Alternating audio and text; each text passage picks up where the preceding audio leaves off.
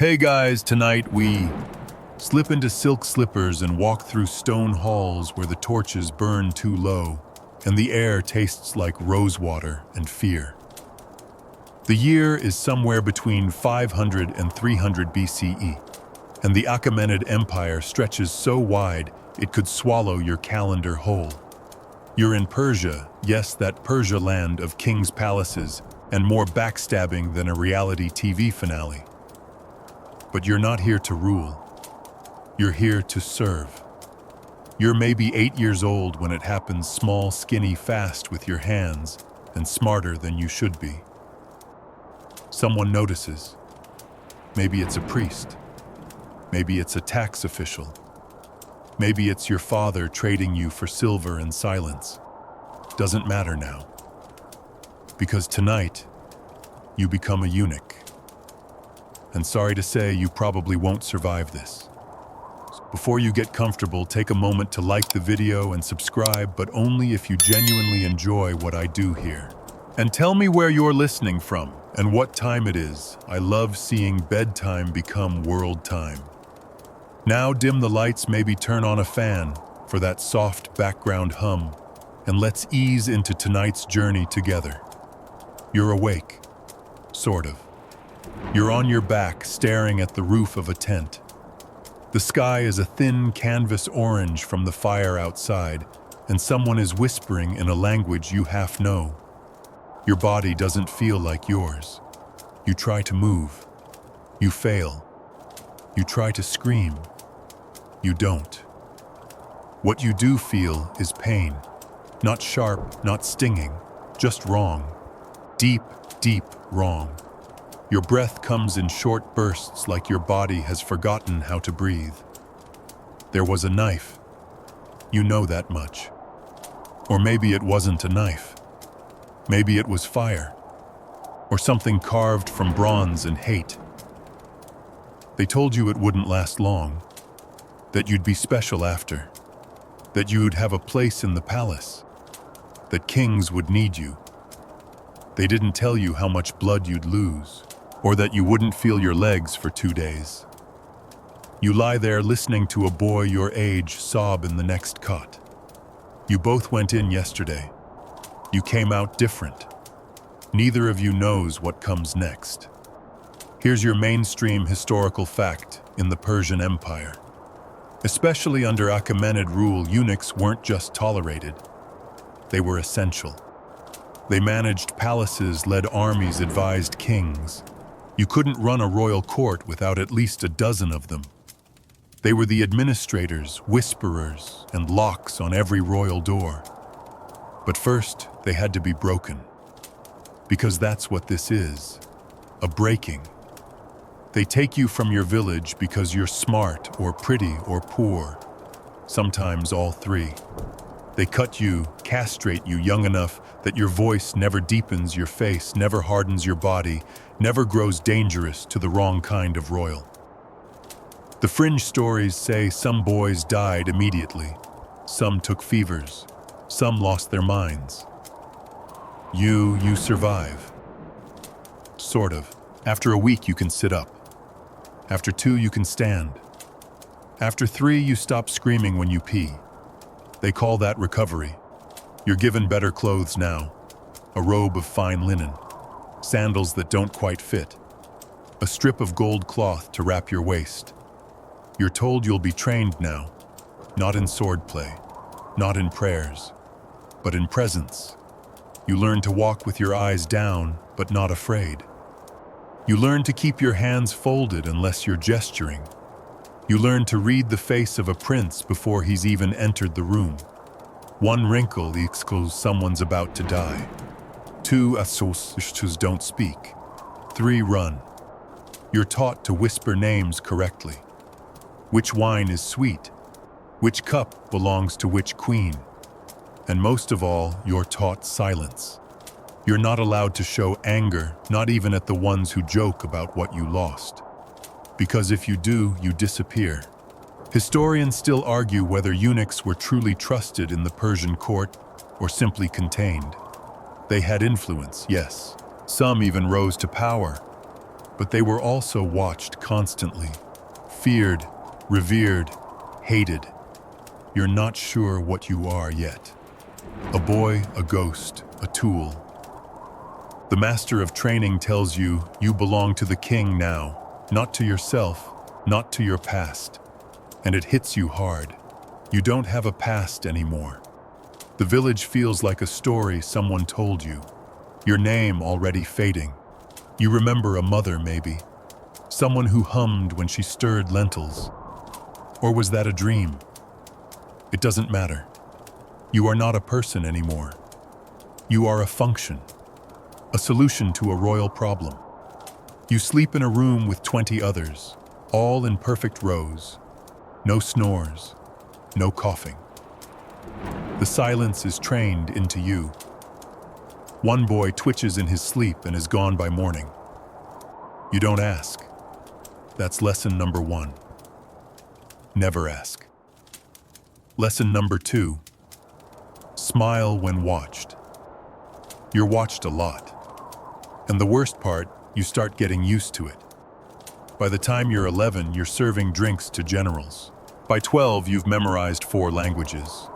By 13, you can stand in one position for 2 hours without shifting. That's what they praise.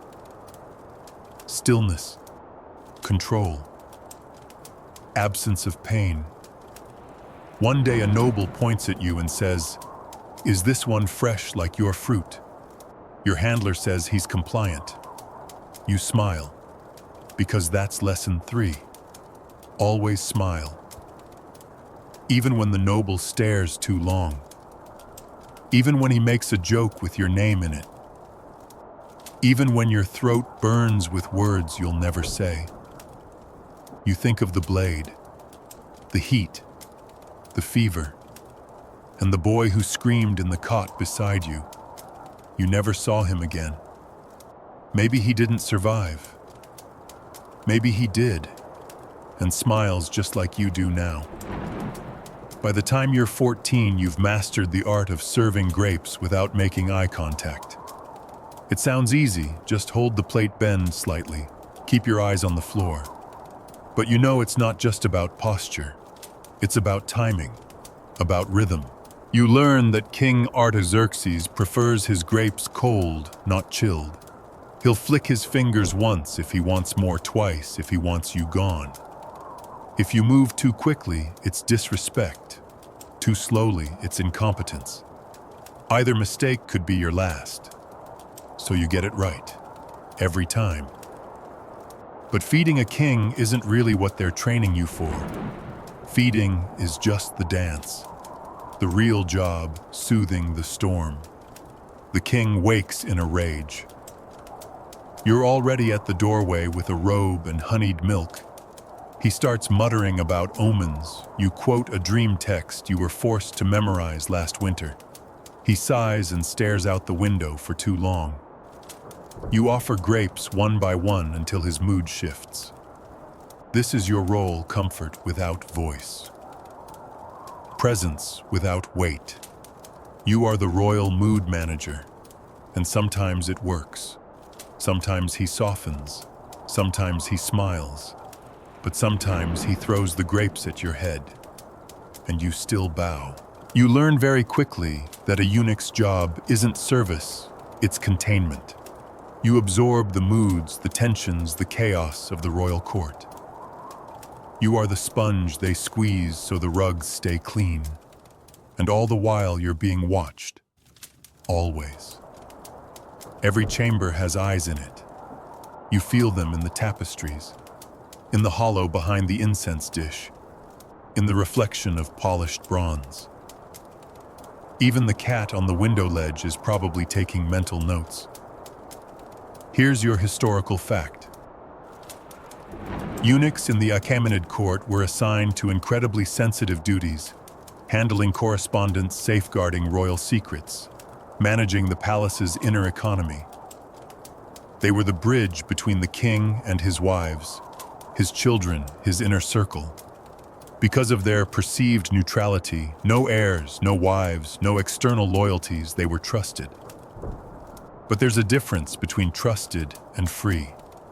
And you're reminded of that every morning when you're inspected for bruises. Not because they care if you're hurt, but because bruises raise questions, and questions are poison. You once saw a fellow eunuch sent away simply because he flinched when a royal concubine passed by. They said he harbored thoughts. He vanished. No explanation, no echo. Though you keep your thoughts trimmed like the palace hedges, quiet, ornamental, and utterly non-threatening. Your favorite task is the fruit room, not because you like fruit. You're allergic to apricots, but because it's quiet. You spend hours arranging baskets in pyramids, inspecting figs, polishing pomegranates until your reflection winks back. No eyes watching, no sudden moods to read, just ripeness and rot. Two things you've grown very good at spotting. You once found a worm in a date meant for the queen's tray, quietly removed it, refilled the tray. Didn't tell anyone. You probably saved a life that day, but no one noticed.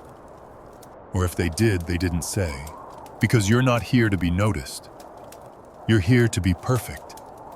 And that's where it starts to mess with your head. Because what is perfection for someone who's already been altered? You look at yourself in polished silver in water bowls in the gleam of the king's drinking cup. You look like a painting of a person. Smooth skin, delicate features, no beard, no scars, no past, and no future. You try to remember your voice from before. Did you sing? Did you shout? Did you have a favorite song? Now your voice is quiet, not high, not low, just neutral, pleasant, forgettable. You practice poetry to keep your words beautiful. It's encouraged. Poetry calms the nobles, especially the sad ones. One night, a general hears you recite a verse about the moon over empty hills. He claps, asks where you learned it. You tell him I made it up. He blinks, then laughs. Maybe you are useful, he says. You smile, and wish you could push him down the stairs. But you don't, because you can't. You serve grapes. You serve calm. You serve them. Here's a fringe tidbit you weren't supposed to hear. Some eunuchs weren't castrated at all. Some were pretenders, young-looking men who bribed their way into the system for power. Rumors swirl, especially in the harem wings. No one ever confirms it. But you've seen the way certain ones walk too confidently. Historians still argue whether the Persian system of eunuchs was more about physical alteration or institutional control. Some believe the title was used for power brokers regardless of status below the waist. Others insist only full eunuchs had access to the harem. You don't get to weigh in. You're the real kind, the bleeding kind, the kind who never fully heals. You hear footsteps behind you one morning in the citrus hall. A concubine passes dressed in lapis silk. She doesn't look at you, doesn't need to. You already know the rules. Don't watch. Don't breathe too loud. Don't think anything you can't unthink in 5 seconds. You glance away. Your pulse slows. You peel an orange so gently the rind doesn't even tear. This is your victory. And by nightfall, you're back in the fruit room alone again. Just you, the figs, and the whisper of things you'll never say out loud. You glide across the palace floor like a shadow wearing slippers. Not that you have shadows anymore. At least not the kind that matter. Your steps are silent, rehearsed. Right foot slightly ahead of left heel to ball to toe. Arms tucked, shoulders soft. You pass between marble columns taller than your old house beneath ceilings painted with gold stars no one looks at anymore. And yet, you're everywhere. And nowhere. They say eunuchs are like smoke, present but impossible to grasp. You've started to believe it. You eat in silence, speak in measured syllables, sleep in rotations that match the sun's jealousy. But despite your skill, your silence, your submission, you're not free, not even close. The palace is your prison dressed in velvet. And you are royalty's favorite cage bird. Here's your historical fact. Persian eunuchs held privileged positions inside the palace. Some even rose to command armies, manage treasury accounts, or act as personal advisors to the great king himself. In the hierarchy of court life, you could find yourself above noblemen, generals, and sometimes even blood relatives of the king. But the leash is just as tight, only gilded. Take the upper garden. You're allowed to walk it once a week. A gift. The trees are pruned into perfect arches, pomegranates dangling like lanterns. Peacocks strut like they pay rent. You love the quiet. But you never forget that the path you walk is mapped. The guards always know where you are, even when you don't see them, especially then. One day you overhear a guard call your type drapes with ears. You smile politely and add his name to the mental list of people who underestimate you. Because that's the irony, right? You're not free, but you see everything. Where the queen walks when she thinks no one watches. What the vizier drinks when he's nervous. Which nobles slip coins into prayer books to bribe the fire priests. You are the watcher, the listener, the ghost in silk. You could ruin lives if you wanted to, but you don't.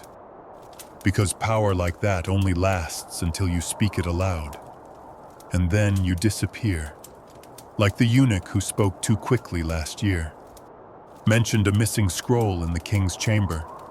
Gone the next morning. No burial. No sandals left behind. Just silence. You think about him sometimes, especially when the evenings stretch too long and the moonlight catches your face in a brass dish. He was kind. He used to hum when organizing the incense racks. Now no one mentions him. They say eunuchs are loyal, but really they're just survivors. Here's your quirky tidbit. Persian palaces were designed with complex routes that only eunuchs knew completely. Secret stairs, servant-only corridors, dead-end doors that led to spy holes behind royal thrones. Your body isn't yours, but your memory. That's a weapon. You know where every door squeaks, every hinge that's loose, every vase that isn't a vase but a place to hide notes. And yes, you've read a few. The queen's handwriting is terrible.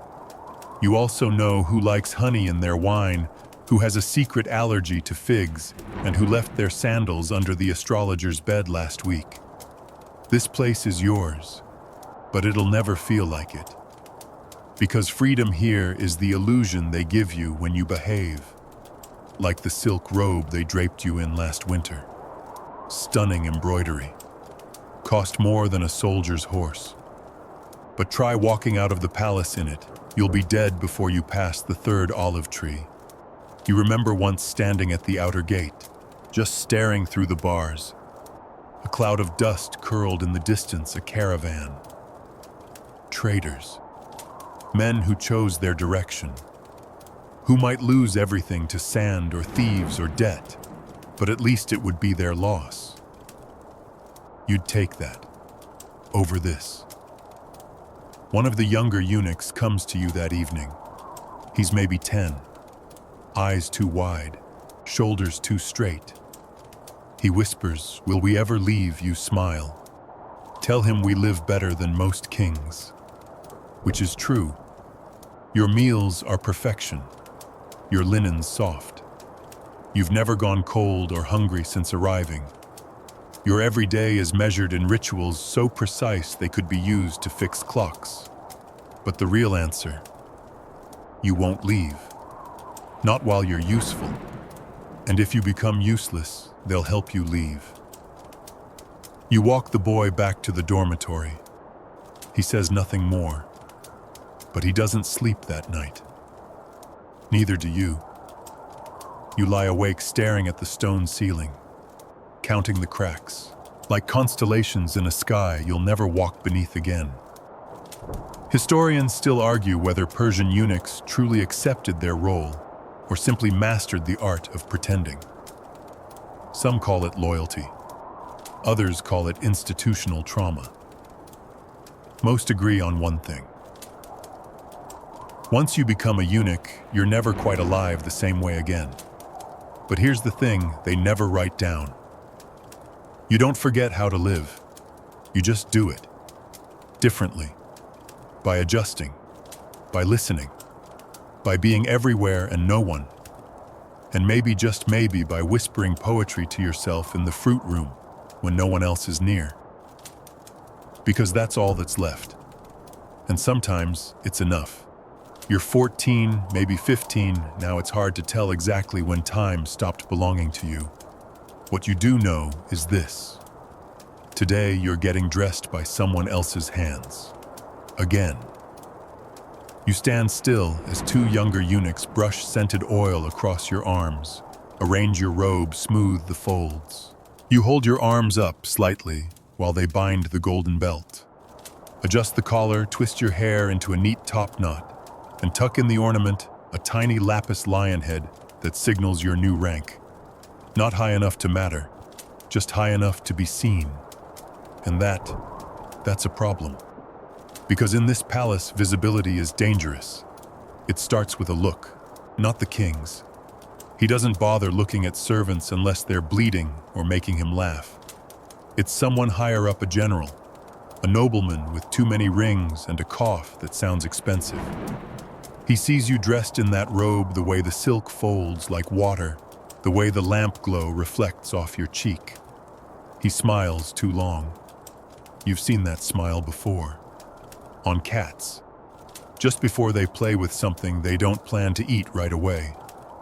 You glance down. Keep moving. Silent. Smooth. Exactly as trained.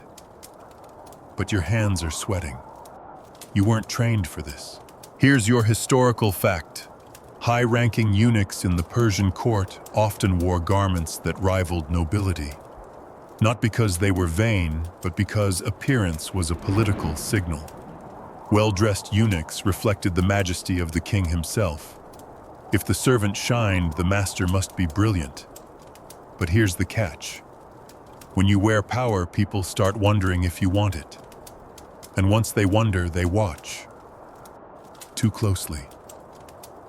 You walk into the Eastern Hall, tray in hand. Grapes, nuts, honey, the usual. The noble who smiled earlier is there, sitting with two other lords and a priest. They're drinking, talking about military campaigns, as if war is a chessboard and they're bored of moving pawns.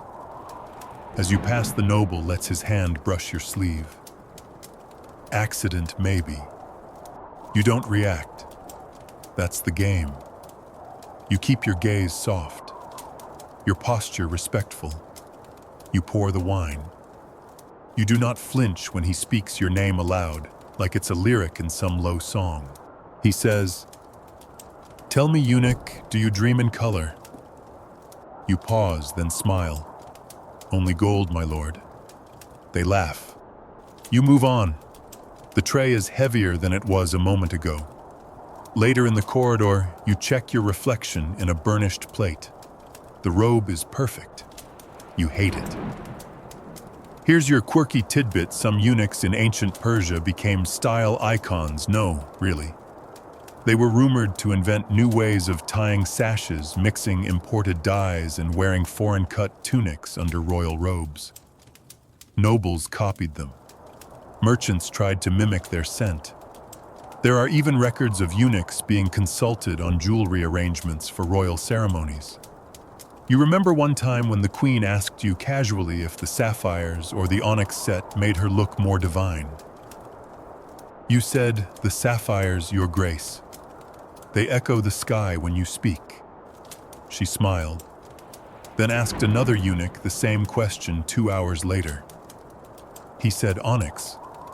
You never saw him again. Lesson learned. Always guess what she wants to hear before she asks. You return to your room and fold the robe carefully as you were taught. Even though it's technically yours, you don't feel ownership over anything.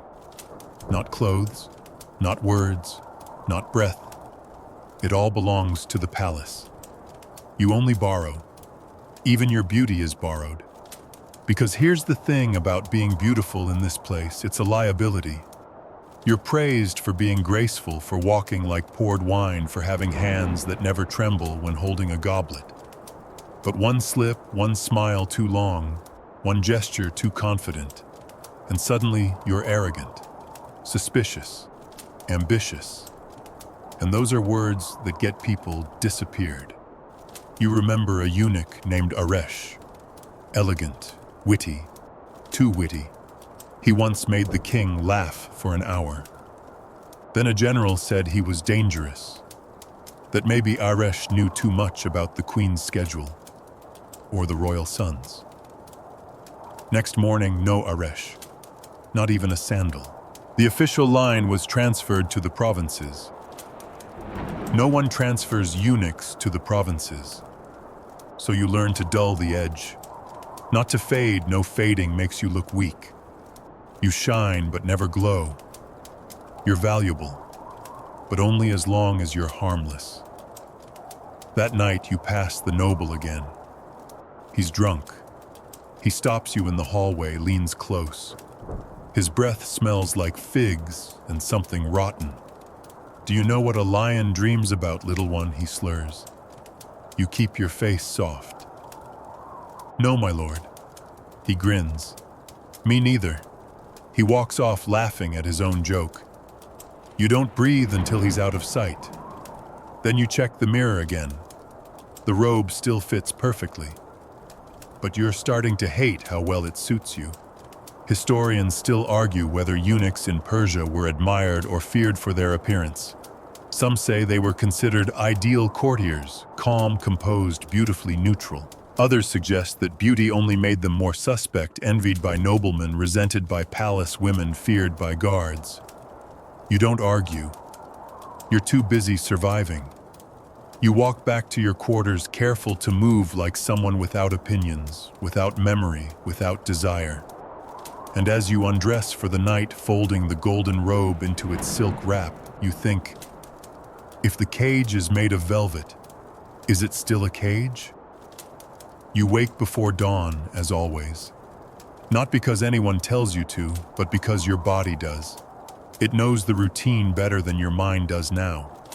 Knows when the coal brazier will light, when the sandals need polishing, when the king likes his tea to steam just so, and when silence must fall heavier than sleep across the marble halls. But today feels different. The palace is quiet, but not in its usual oiled way. It's the kind of quiet that presses against your chest. The kind that knows someone has already whispered the wrong thing to the wrong ear, and that someone may not be breathing anymore. You dress in silence. Pale linen today, modest trim, no gold belt. That's intentional. You're due near the council chamber this morning, which means today your job isn't to serve figs, it's to listen. And listening in this palace is the most dangerous act of all. You walk the corridor, slowly, lightly. You pass the water clock, its steady dripping more comforting than any prayer, and approach the heavy cedar doors that lead to the room where only the powerful speak. You don't go in. Of course not. You're not seen in this part of the palace. You're stationed, half visible, like a vase someone never remembers placing there.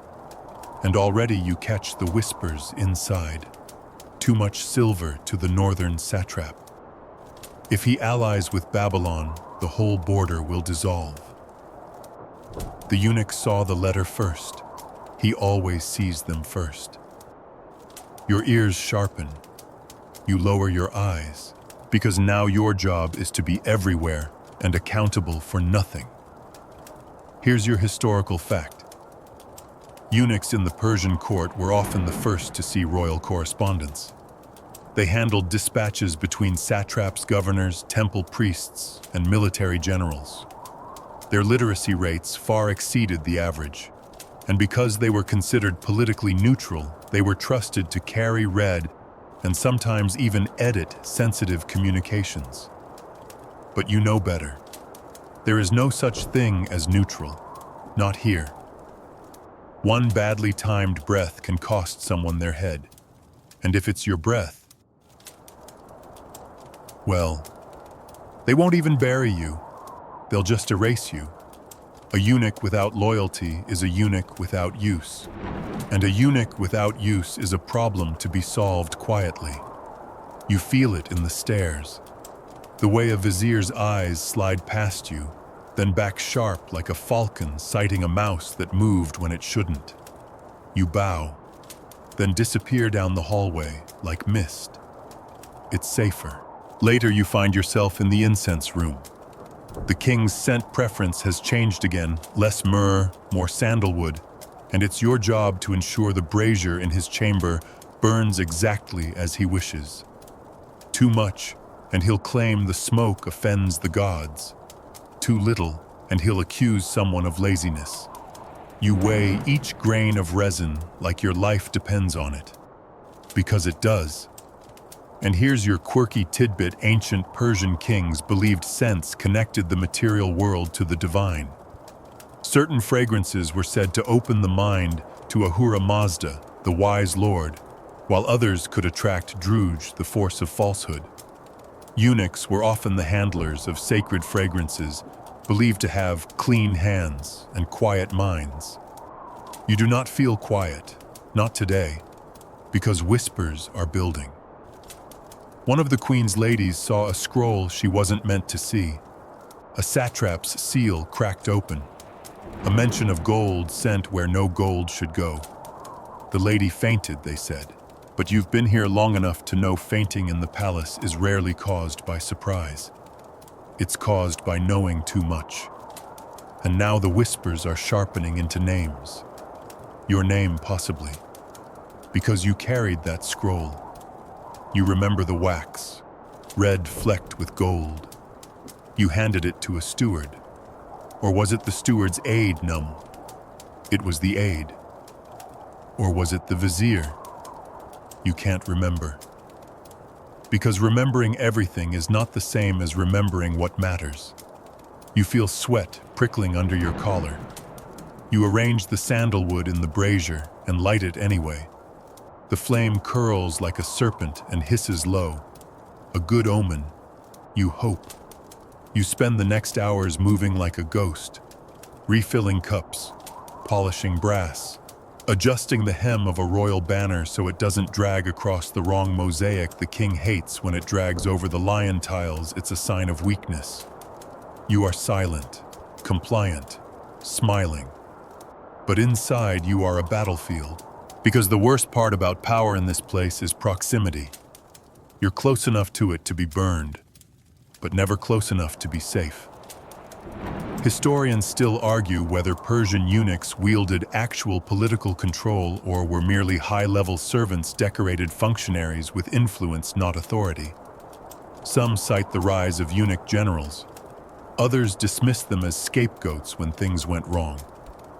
You could settle the debate, but you won't. Because your tongue has become your shield, your silence your sword.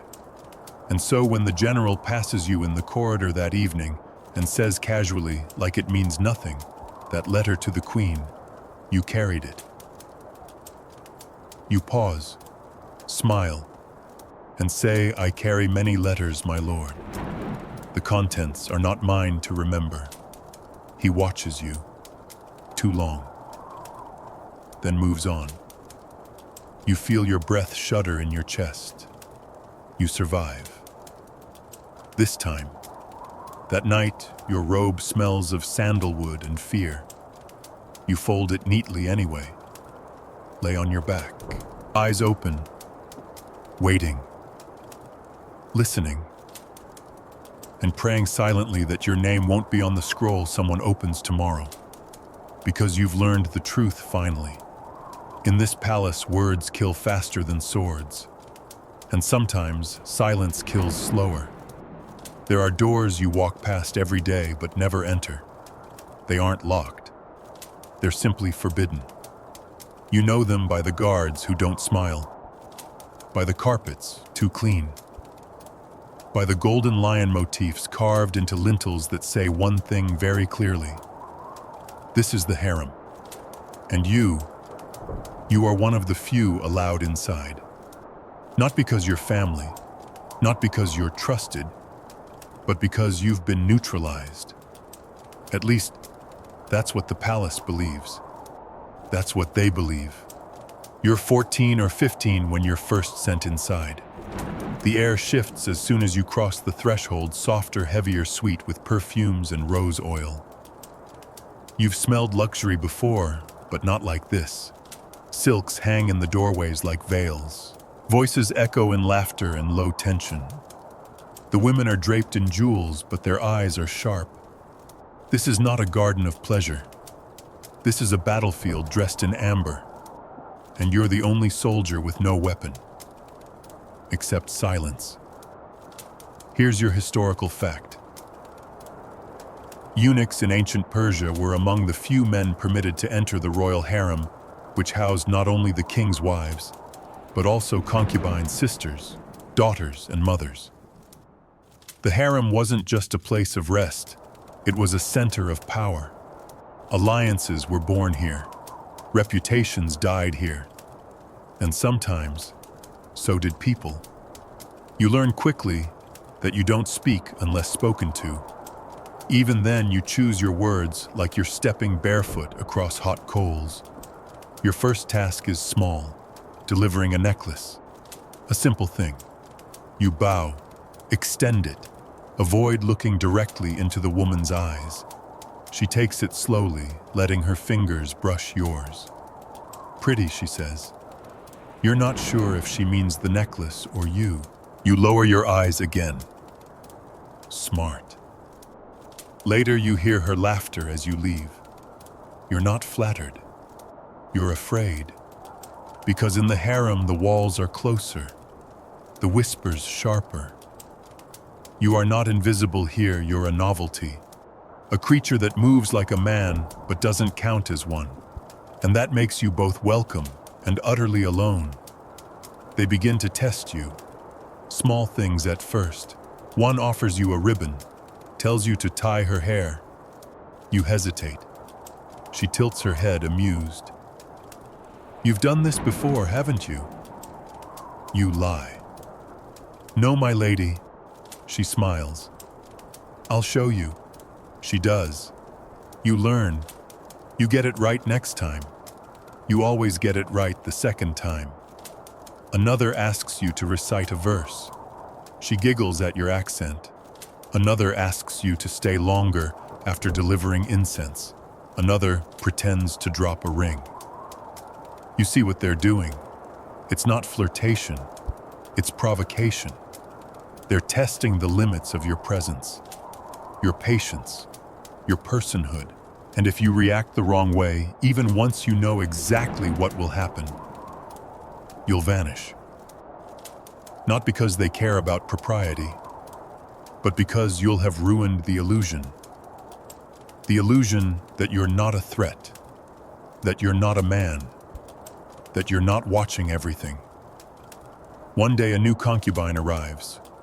Young, too young maybe. She clings to you like you're the last solid thing in this place. Asks you if the king is cruel. Asks you if he'll like her. You don't answer. You can't. But when she starts to cry, you hand her a cloth. That's all you do. Just a cloth. You hear about it the next day. She touched his hand, someone whispers. She's marked now. She'll be gone by spring. You stop being sent to that wing.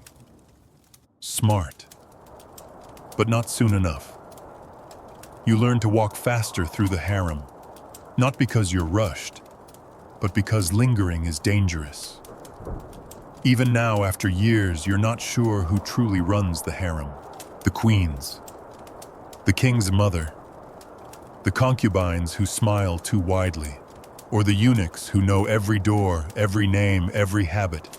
Historians still argue whether eunuchs were passive servants in harems or quiet kingmakers subtly guiding alliances between royal women and shifting power from behind silk screens.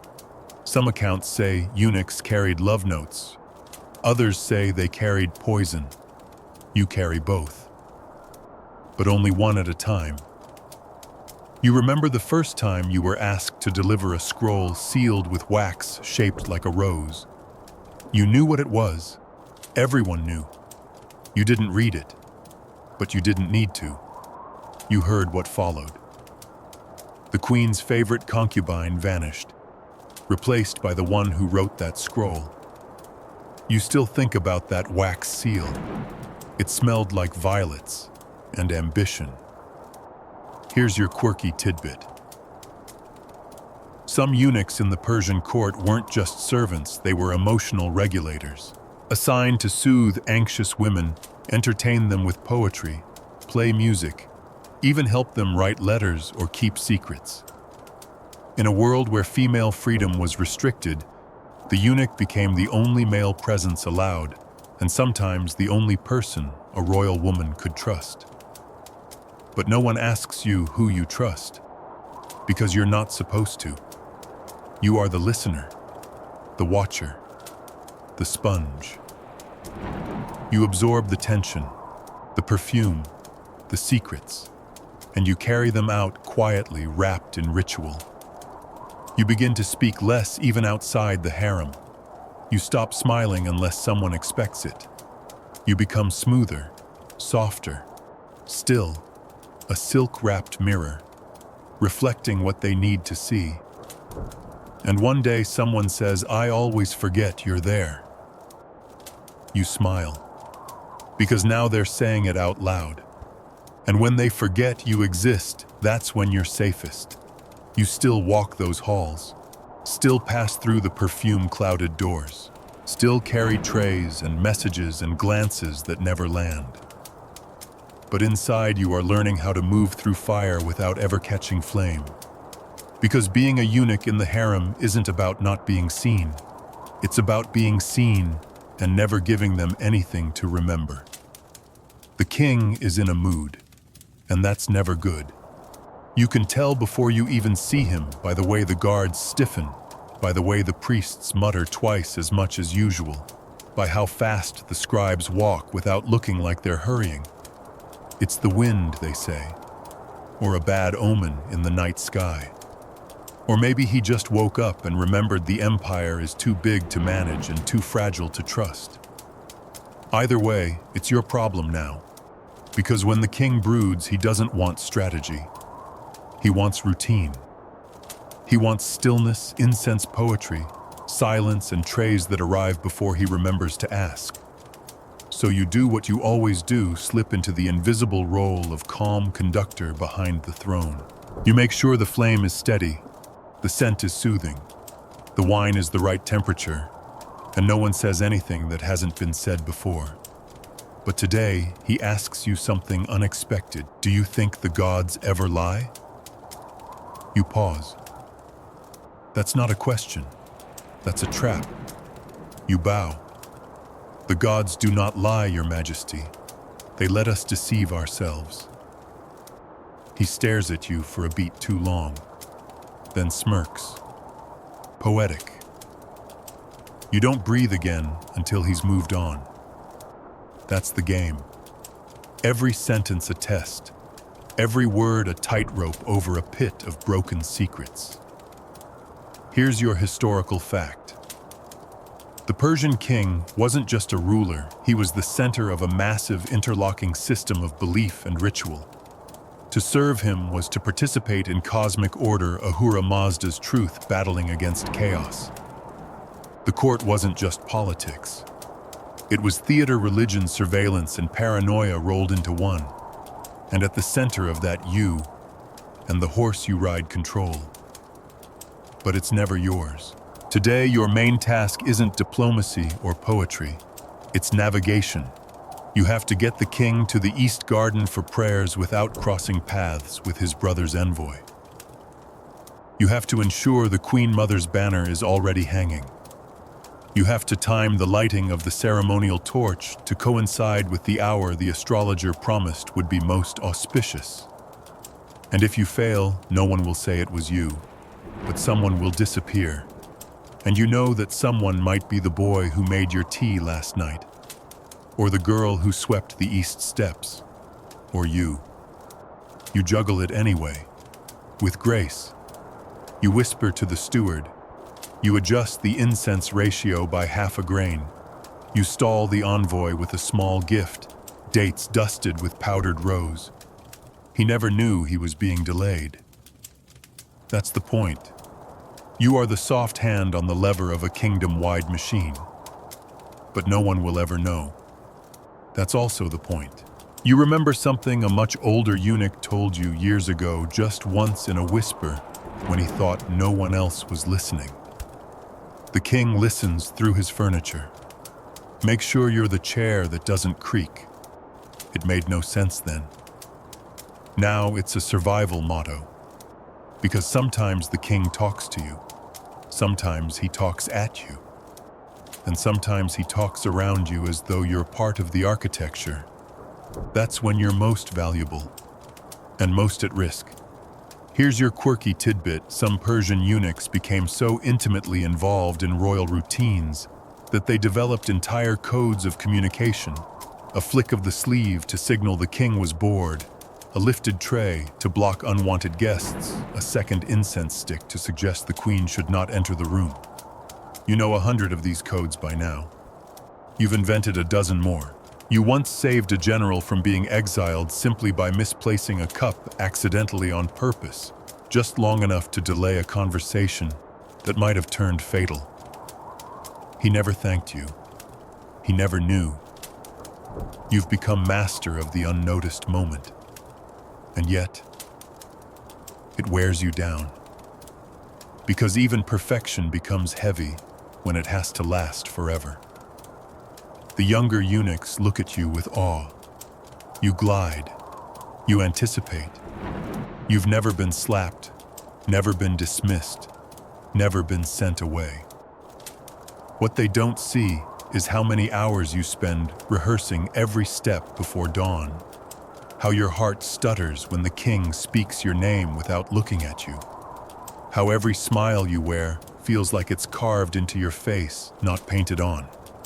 Historians still argue whether the power eunuchs held was real or simply performative. Were they shaping events from behind the veil, or were they just polished pieces in the king's game you could answer? But you never will. That's what makes you valuable and dispensable. At the same time, 1 hour after prayers, the king is laughing. He liked the figs. The Queen Mother complimented the scent in the chamber. The envoy was delayed just enough to miss a bad omen. You did everything right, and no one says a word. You go back to your room, remove the robe, fold it, lie down on the cool stone floor, and let the silence finally settle in your bones. You survived today, but your fingers are trembling. Just a little. No one will notice. And tomorrow, you'll be perfect again. You're eating alone as always. A shallow clay bowl of barley stew, a few olives, water that tastes faintly of copper and yesterday's incense. No one speaks during eunuch meals, not because it's forbidden, but because silence is safer. You sit with others shoulder to shoulder, but there's no warmth here, no laughter, no how was your day? Because the answer to that is always, it was survived. You chew slowly. Even now your posture is perfect. One of the younger eunuchs across from you tries to adjust his robe mid-bite. The senior watching from the corner clears his throat once. The boy blushes. That's enough. Everyone returns to eating spines straighter than arrows. This is what they call discipline. You call it practice dying quietly. After the meal, you return to your chambers and find a pouch on your sleeping mat. Small, velvet, red, inside silver, and not a little. You stare at it for a full 10 seconds before the implications hit you. Because you didn't ask for this. You weren't promised anything. And silver that appears without explanation usually comes with a blade behind it. You check the pouch. No note, no sign. Just wait. Enough to buy a goat. Or 2 weeks of silence. Or an end to someone else's career. And you know without knowing that this is payment. But for what? You sit down slowly. The mat creaks beneath you. You place the pouch on the ground and stare at it. It stares back. This is how things begin. Not with poison, not with a knife, with gifts. Here's your historical fact. Eunuchs in the Persian court were frequently rewarded with money land rights or fine clothing. They were, after all, essential to the day-to-day operations of the palace. But these gifts often came with strings, subtle threats, or expectations. A eunuch might be rewarded for loyalty, but also marked for future use or worse, future blame. You don't touch the silver again that night. You just lie on your back, eyes fixed on the ceiling, and wonder who else got a pouch today. The answer comes sooner than you'd like. 2 days later, the head of the treasury vanishes. Not quietly. Not like usual. His chambers ransacked. His ledger gone. One of the scribes, barely older than you, found crying behind a brazier. No official story is told, but the gossip says he betrayed the king, or stole silver, or insulted the queen's wine steward, which somehow matters more than it should. You remember the pouch. You think about turning it in. But to whom everyone smiles too much when asked hard questions. You bury it under the stone tile beside your sleeping mat. Not out of guilt, out of strategy. Because if someone wants to accuse you of something, they'll do it whether you have silver or not. Better to control the narrative. Here's your quirky tidbit. There are records of eunuchs in ancient Persia bribing other eunuchs for information. Not for wealth, not really, but for safety. Knowing which way the wind blew in the palace could mean the difference between being promoted and being poisoned. You start paying more attention now. You track who eats with who gets better wine, whose shoes are cleaner than usual. You memorize walk patterns, watch which guards smile too quickly. It becomes second nature. You realize you're not just a servant anymore. You're an operator, and that's terrifying. Because ambition in your position is like perfume near fire. Beautiful, fatal. You think again about the silver. It's still under the tile, still untouched. You're not sure what you'll do with it. Maybe nothing. Maybe something that saves your life someday, or ends it. Historians still argue whether eunuchs in the Persian court were pawns or players. Were they victims of the system or quiet strategists who found a way to survive inside the very structure meant to contain them? You know the truth is somewhere in between. You remember Aresh, the eunuch who smiled too much, who quoted poetry a little too freely, who was rewarded with 3 robes in 1 week. He's gone now. No one talks about him. But his last robe still hangs in the garment chamber. You sometimes touch it softly when no one's around, not out of sentiment, but as a reminder. Rise carefully, and always have an exit plan. That night, you're called to the Queen's wing, not for service, just to be present. They say she's grieving. One of her sisters died, a fever. You find her in a room lit by 40 small lamps. The air is thick with sandalwood and something that smells like cinnamon left too long on heat. She doesn't speak, just gestures for tea. You pour it, quietly. She sips once, looks at you, and says, "Do you think loyalty is real?" You answer without blinking, "It's useful, Your Grace." She laughs, a cold, tired laugh, then waves you away.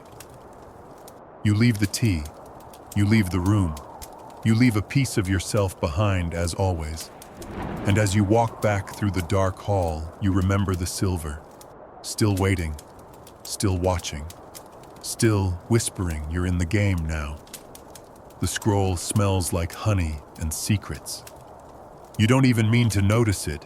You're just passing through the steward's hall tray in hand when you catch the scent, warm beeswax and a curl of cinnamon oil. It's not from the food. It's from the seal. Red wax, soft at the edges, pressed with a signet you don't recognize. That's what makes your breath catch. Because by now you know every seal in this palace. The king's is a lion rearing beneath a crescent. The queen's is two birds flanking a sword. The vizier's, a strange-looking tree, probably a metaphor no one wants to explain. But this unfamiliar, unclaimed, unregistered, and it's sitting open on the steward's desk like it belongs there, which means it doesn't. You're not supposed to read it. You're not even supposed to be in the room. But no one is watching. Not this second. And 1 second is enough. You glance over the top of the scroll. It's not written in court Aramaic. It's written in Elamite, a dead language, mostly. You recognize just enough to know what you're looking at. A shipment, gold, south border, unauthorized. Your heartbeat stutters, and that's when you hear footsteps. You're already gone before the steward returns. Down the side hall, around the olive urn, through the tapestry that hides the servant passage. You move like perfume present, then vanished. You keep your face blank. But inside panic, because you saw something you shouldn't have. And once you see something, you become responsible for it. Here's your historical fact. Persian eunuchs often served as intermediaries in political dealings, carrying messages, managing finances, overseeing shipments. Their position as safe couriers gave them access to knowledge others only dreamed of. But the price of such trust was absolute discretion. You should have kept walking. You know that. But now the scroll is in your mind, burned there. And that's worse than having it in your hand. Because thoughts can't be hidden under floor tiles. Later that evening, you're called to the king's antechamber. Nothing unusual. He likes figs before sleep, a cup of sweet wine, a poem sometimes if his mind won't settle. You bring the tray. Bow, speak softly, smile once. He doesn't look at you, which is normal. But the vizier is there too, and that's not. The vizier watches everything. He doesn't eat, doesn't smile, just stands hands folded as the king chews a fig and mutters about border taxes. Then the vizier asks too casually, "Have you been to the steward's hall today?" You blink, bow slightly. "I passed through many halls, my lord. I remember tasks, not locations. A lie, of course, but a polished one." He doesn't respond, just looks at you like a butcher examining a particularly clean goat. Then the king laughs and the moment is gone. You're dismissed, but your stomach doesn't stop turning, because that wasn't a question. That was a warning. Here's your quirky tidbit. The Persian court was obsessed with omens. Sneezes, dreams, spilled wine, broken seals, everything meant something. Eunuchs, too, were sometimes seen as omens themselves, harbingers of change, whispers of fate. One wrong look, and you might be blamed for the weather. You sleep that night with one hand under your mat, not for a weapon, for the silver pouch, still untouched, still your one piece of unspoken leverage. Morning comes, and with it new tension. You're sent to the scroll room. This has never happened before. It's the most secure part of the palace where only trusted scribes, priests, and high eunuchs go. You're none of those, but you go. Because obedience is oxygen. You're told to carry a bundle of documents to the astrologer's library. They're wrapped in silk, sealed, heavy, and as you walk the path, one thought returns. Again and again, why you? You've done nothing unusual, except see something you weren't meant to, except know something you're not supposed to, except exist long enough to be useful. At the door to the astrologer's wing, you pause, and a guard says, "They trust you."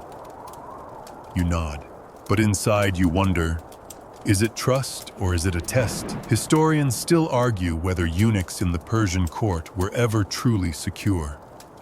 They rose high, yes, but they also fell the hardest.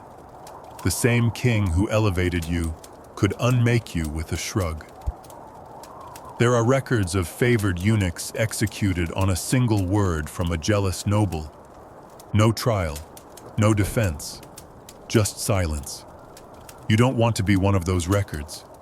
You deliver the scrolls, bow, leave, and that night you do something you've never done before. You dig up the silver, you clean it, and you use one coin to buy information, not with a merchant, not with a guard, but with another eunuch, an older one who knows how to keep his mouth closed and his eyes open. He takes the coin, doesn't ask questions, just says, "You're being watched." Of course you are. You've always been watched. But this is different. Now they're not just watching, they're waiting for you to speak, to slip, to blink wrong, so you won't. You'll stay still. You'll smile. You'll glide through the palace like nothing at all. Because silence isn't just survival now. It's your only weapon. The palace changes when someone dies. Not immediately, not in the ways most would expect. The marble doesn't crack. The priests don't cry. The king doesn't lower his head. But you feel it. In the tension of footsteps. In the sudden hush of servants' wings. In the way a fruit tray sits untouched and no one dares ask why. This time it's a noble, high-ranking, important, wealthy, dead in his sleep. That's the official story. The unofficial one. You overheard it in the bathing chamber between a yawn and a cough from two junior scribes scrubbing the edge of the tub. He bled from the eyes. No, it was foam. I heard it from the wine steward. It was a scroll. He read something cursed. You say nothing, of course. You just listen, then vanish before they remember you were there. Because when someone dies in the Persian court, everyone becomes dangerous. People hide things. People invent things. People look for someone to blame. And you're perfect for blame. Here's your historical fact. Poison wasn't uncommon in ancient Persian courts. Nobles feared it. Kings suspected it. Eunuchs, often responsible for food, wine, and personal care, were considered potential suspects or scapegoats when anything went wrong. Sometimes they were punished for crimes they couldn't have committed. Sometimes they were rewarded for making it look like they hadn't.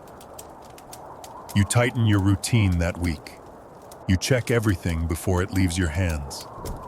You avoid conversations that last longer than 3 breaths. You keep your face smooth, pleasant, controlled. like water over stone. But you can feel it. Eyes following you. You don't know who they belong to, but they're there. And then one morning your name appears on the task scroll, not in the usual ink. This one's red, and it says you will attend the purification ceremony. Your stomach drops. Because purification means someone probably you has been suspected of spiritual contamination. Not guilt, just proximity to guilt. You walk the path to the fire temple like a man to execution. The air smells of ash and dried citrus peel. Priests in white robes chant verses older than memory. One of them ties a thread around your wrist. Another anoints your forehead with crushed saffron and water drawn from a sacred spring. You're not allowed to speak. You kneel. They circle you. They whisper prayers. They burn something that smells like dried bones and salt. And then they touch your shoulders and declare cleansed, which means nothing, because you weren't dirty to begin with. You were just suspected. Here's your quirky tidbit. The ancient Zoroastrian rituals of purification were not just religious acts, they were political signals. Being cleansed meant someone had doubts about you. It also meant someone had used your name in a dangerous conversation. Even kings underwent purification rites before major decisions. But for a eunuch, it usually meant someone wanted to see if you would crack. You don't. You kneel, you rise, you bow. You walk back to your quarters in perfect silence. You lay your robe on its hook. You sit, and you stare at the floor until your knees ache. Later that night, a note arrives. No name. Just folded parchment tucked under your mat. 4 words.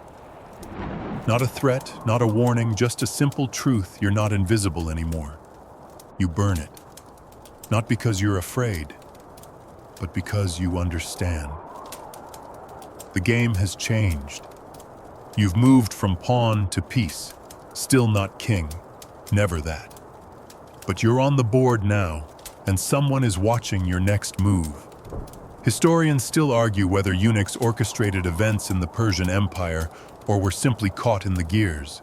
Were they power brokers, or were they convenient containers for guilt that couldn't be assigned elsewhere? But you know the answer.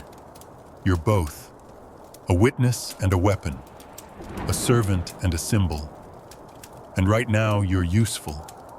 But usefulness is a slippery slope. Because once they finish using you, they start testing you. And if you survive that, they start fearing you. And there is nothing more dangerous in this palace than someone the court begins to fear. That night, as you lie awake on the stone mat, wrist still bound with the saffron thread, you whisper a question aloud for the first time in years: why me? And the answer comes not as a voice, but as a memory, a blade, a cot, a scream that wasn't yours, and the silence that followed. You were remade for this, not born into it. Chosen. And chosen things, they don't get to choose back. You start to dream in whispers, not words, not sentences, just murmurs, echoes of conversations you were never supposed to hear, now curling through your sleep like incense you can't escape. Sometimes it's the king's voice, sharp and tired. Sometimes it's the queen laughing like a knife. But always, always it ends the same way, with your own name spoken softly as if it were a sin. You wake before dawn as usual. You dress. You wash your hands 5 times. You check your posture in the polished bronze dish by the window. Perfect, hollow, ready. But something's changed. Not in you, in them. People are starting to talk to you now. Not just at you, subtle things. A steward offers you a second fig without being asked. A priest asks your opinion on a line of poetry. A concubine, previously cold as lapis, pauses as you pour her wine and says, "I hear you're clever," and then adds with a half smile, "Clever men don't live long in here." You smile politely, say nothing, but you hear it loud and clear. They see you. You are visible. And visibility is worse than nakedness, because now they expect something, or fear it. Here's your historical fact. In the Achaemenid Empire, eunuchs were often at the center of internal palace politics. Because of their access to the private lives of royals, they frequently became tools or players in factional power struggles. Their loyalty was constantly tested, and their influence, though real, was always fragile. You go to the scroll chamber that morning and notice something strange. The ink is newer than usual. The scrolls are being rewritten, not copied. That's rare.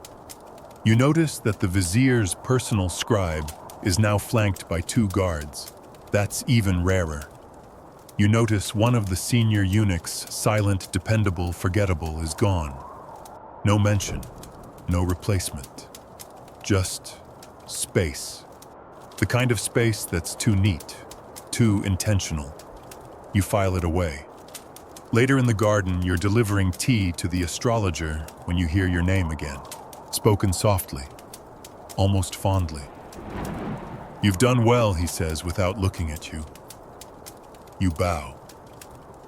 He drops a scroll into your hand, one wrapped in plain linen, sealed not with wax, but with a strip of dyed string. "Take this to the treasury, directly. No detours." You bow again. Take the scroll, leave, and for the first time you don't go directly.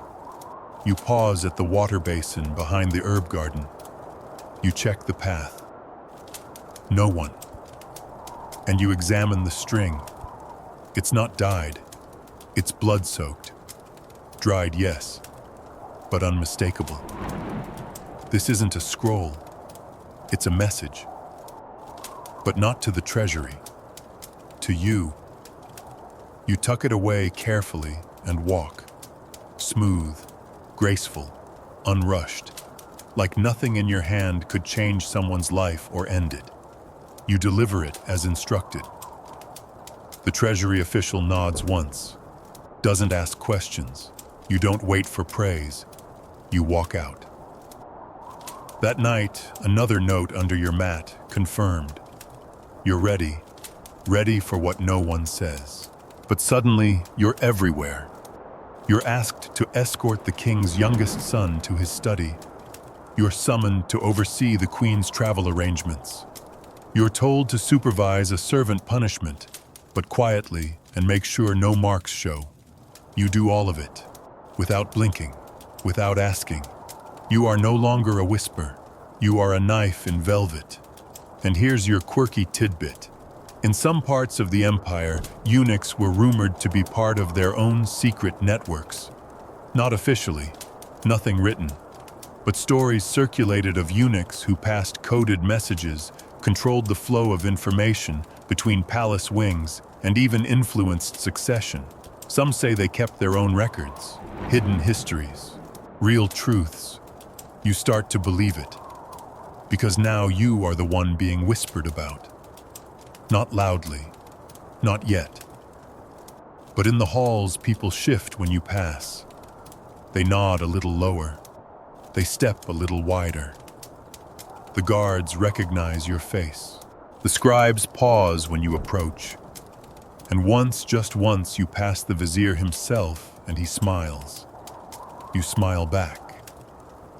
But your blood runs cold. Because the vizier only smiles at 2 kinds of people, those he owns, and those he's about to destroy. Historians still argue whether the rise of court eunuchs in Persia was a natural evolution of palace structure or a deliberate manipulation by kings to create a loyal counterweight to the nobility. After all, what better servant than one with no family, no heirs, no distractions? You don't argue. You're living proof. But you wonder, what happens when the counterweight tips too far? When the eunuchs know too much? When they start keeping secrets of their own?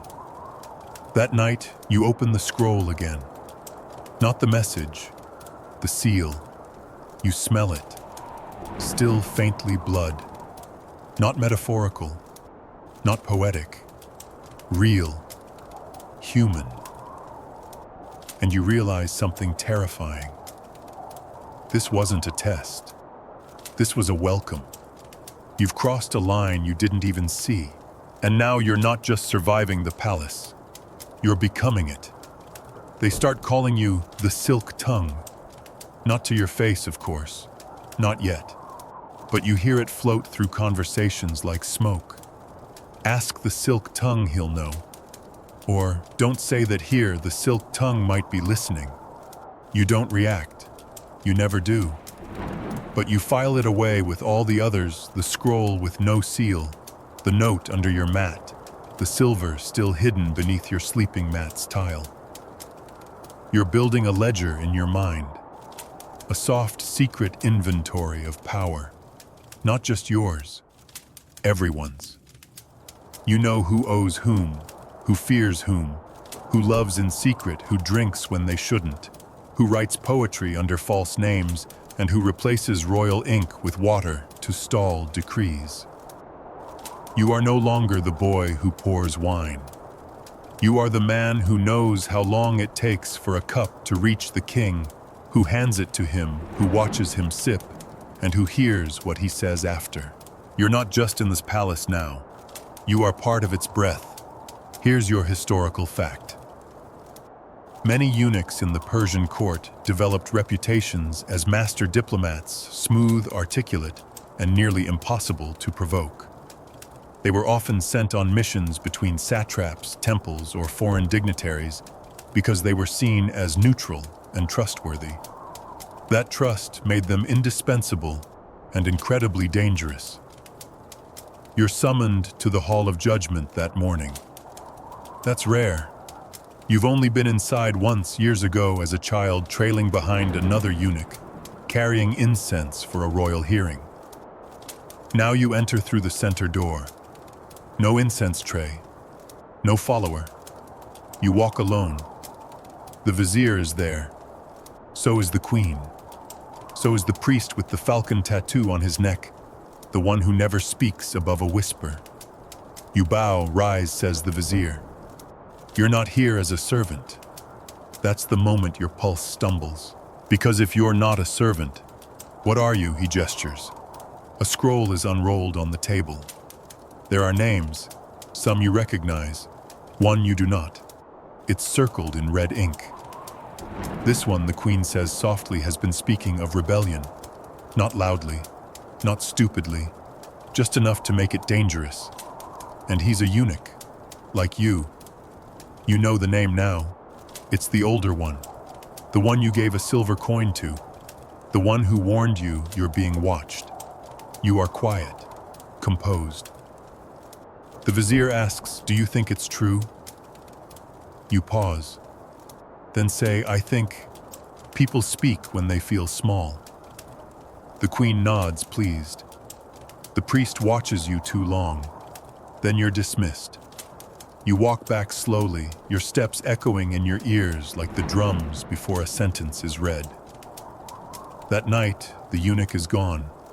No one says where, no one says why. But someone leaves his sandals at the foot of the fountain near the prayer room. A warning. You never wore sandals again. And here's your quirky tidbit. In some Persian palaces, the disappearance of a servant, especially a eunuch, was signaled not by public announcement, but by symbolic gesture, a folded robe left on a mat, a pair of sandals placed deliberately out of line, or a half-burned scroll left outside the servant's chamber. The palace didn't erase people. It hinted at their absence. That was the point. It was a game, a ritual, an illusion of choice. The next morning, a boy replaces the missing eunuch. He's young, too young. eyes wide, hands trembling as he pours oil for the prayer lamps. You help him. You shouldn't. It's not your task. But you do it anyway. He asks if the palace is kind. You say, it depends who you are when it looks at you. You don't explain. He wouldn't understand. Not yet. He will. Historians still argue whether eunuchs in the Persian court formed alliances among themselves, silent brotherhoods in the shadows of empire. Some point to coordinated disappearances, to preserved letters written in code, to cryptic prayers scratched into hidden corners of temple walls. Others say it's all myth, wishful thinking. But you know better. You've seen the codes, heard the prayers, touched the corners. You know that silence speaks, and yours has become currency. Later, the queen asks for you directly, not for service, for counsel. She's wearing green silk today. Her eyes are hard. Her fingers fidget with a ring that wasn't there last week. She says, "The king is tired." You don't respond. She says tired men are vulnerable. Still, you say nothing. Then she leans forward and whispers, "Would you help a tired man find peace?" It's not a question. It's an offer. Or a trap. Or both. You smile. "I'm just a servant, Your Grace." She laughs. "Not anymore." You bow. You leave. And in the hallway, you feel the words tightening around your neck like silk. Not yet a noose, but close. The palace has a rhythm. Not the loud, obvious one of drums and horns and shouted commands. No, that's for guests, for parades, for the outside world. The real rhythm is quieter. It hums beneath your feet in the cold of the tiles. It slides through the kitchens when the butchers sharpen their knives earlier than usual. It clinks in the laundry basins when the royal robes are washed twice in a week instead of once. And today the rhythm is off. Wrong. Tense. Every door feels like it opens slower. Every corridor seems to echo too long. There's a smell in the air, not rot, not incense. Something between anticipation and blood. You know what it means. Change is coming, and you don't know if it's the kind you'll survive. Here's your historical fact. In the late Achaemenid court succession, crises weren't rare, and neither were assassinations disguised as natural deaths. The royal harem, the high priests, the viziers, and yes, the eunuchs often became brokers of stability or chaos depending on whom they backed and how well they read the air. You are summoned to the Queen Mother.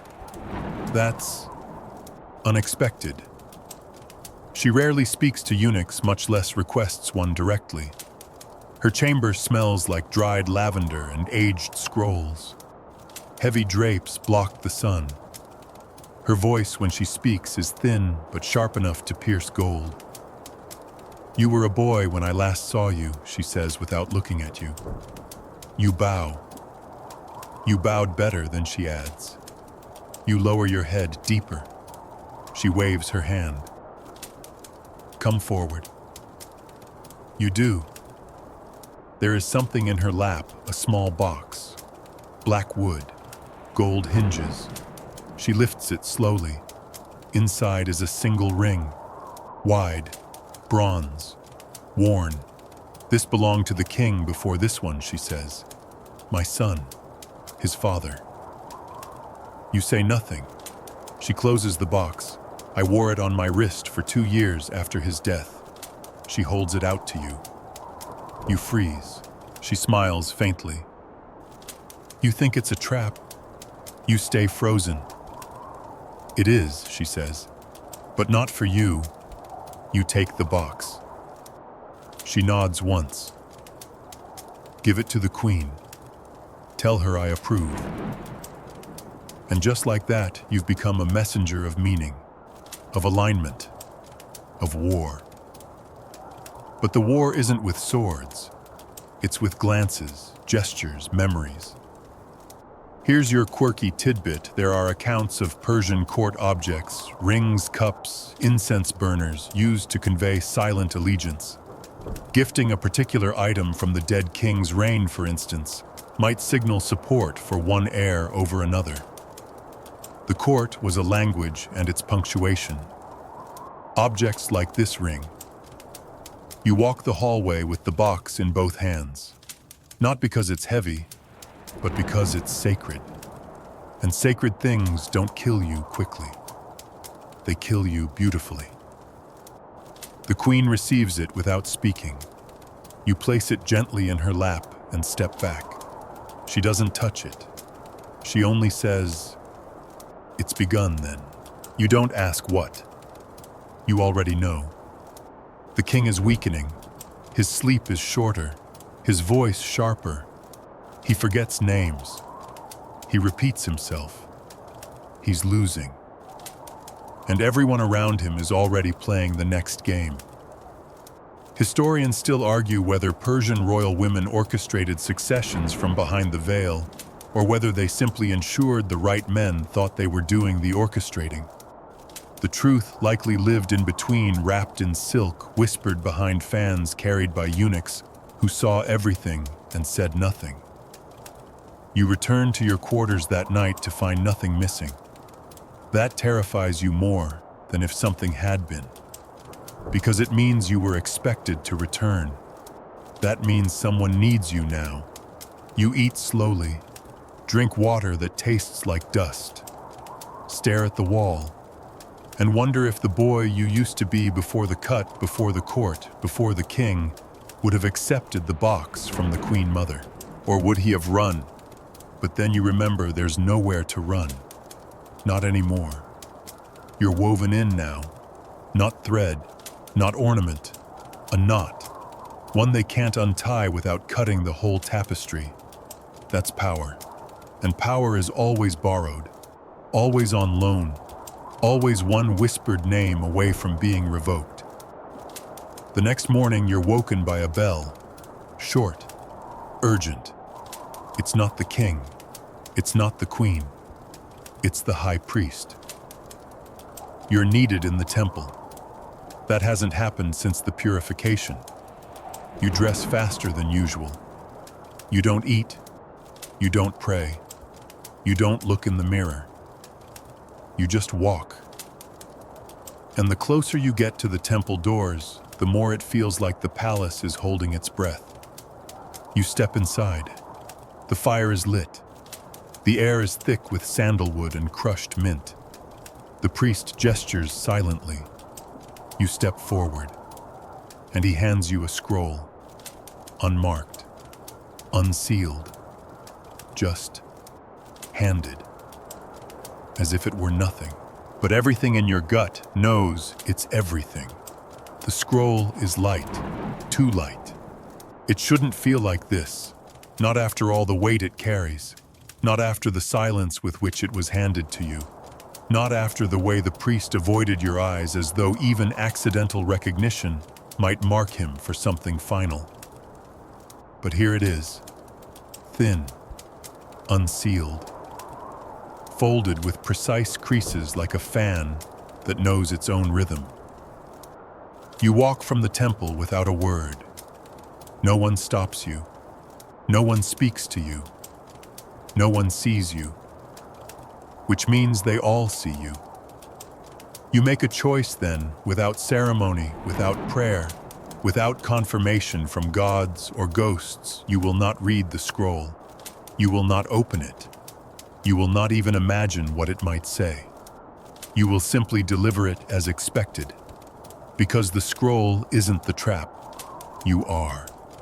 Here's your historical fact. The Persian court operated on an intricate web of messengers' codes and informal channels. Not all messages were meant to be read.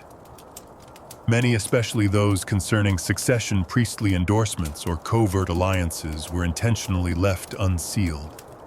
The risk wasn't in what was written. The risk was in how you carried it. You walk the east wing, take the servant stairwell, past the mosaic of the sun lion devouring a bull, the one no one looks at too long. You count your steps. You arrive at the queen's garden. She's alone. Not sewing, not painting, not drinking wine. Just sitting, like someone who already knows what's coming, but wants to feel it arrive. You bow, extend the scroll. She doesn't take it.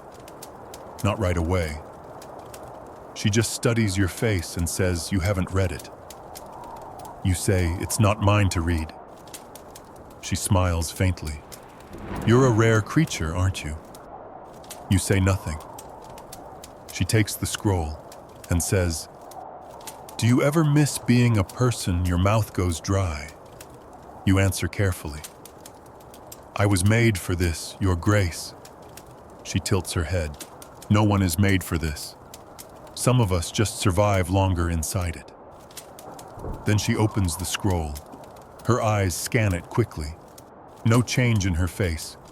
Just one breath, sharper than the rest. She folds the scroll back up. "Tell the priest," she says, "his answer is accepted, but not honored." You bow, turn, and as you walk back, you know what that sentence means: war.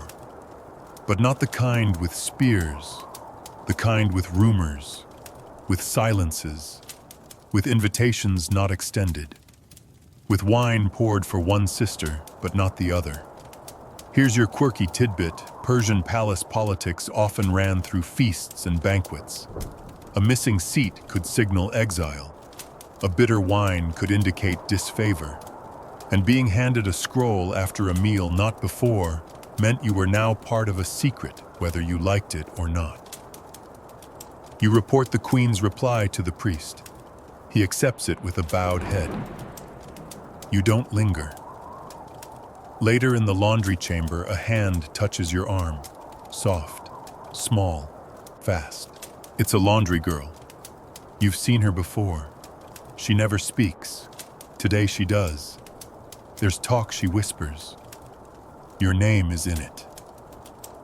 You stare. Whose mouths? She shrugs. Not mouths. Pens. Lists. Then she disappears between folds of linen and steam. You return to your room. The silver under the tile is gone. Not stolen. Moved. You check. It's 3 tiles over now. Same pouch. Same weight. Someone wants you to know they were there. Not to rob you. To message you.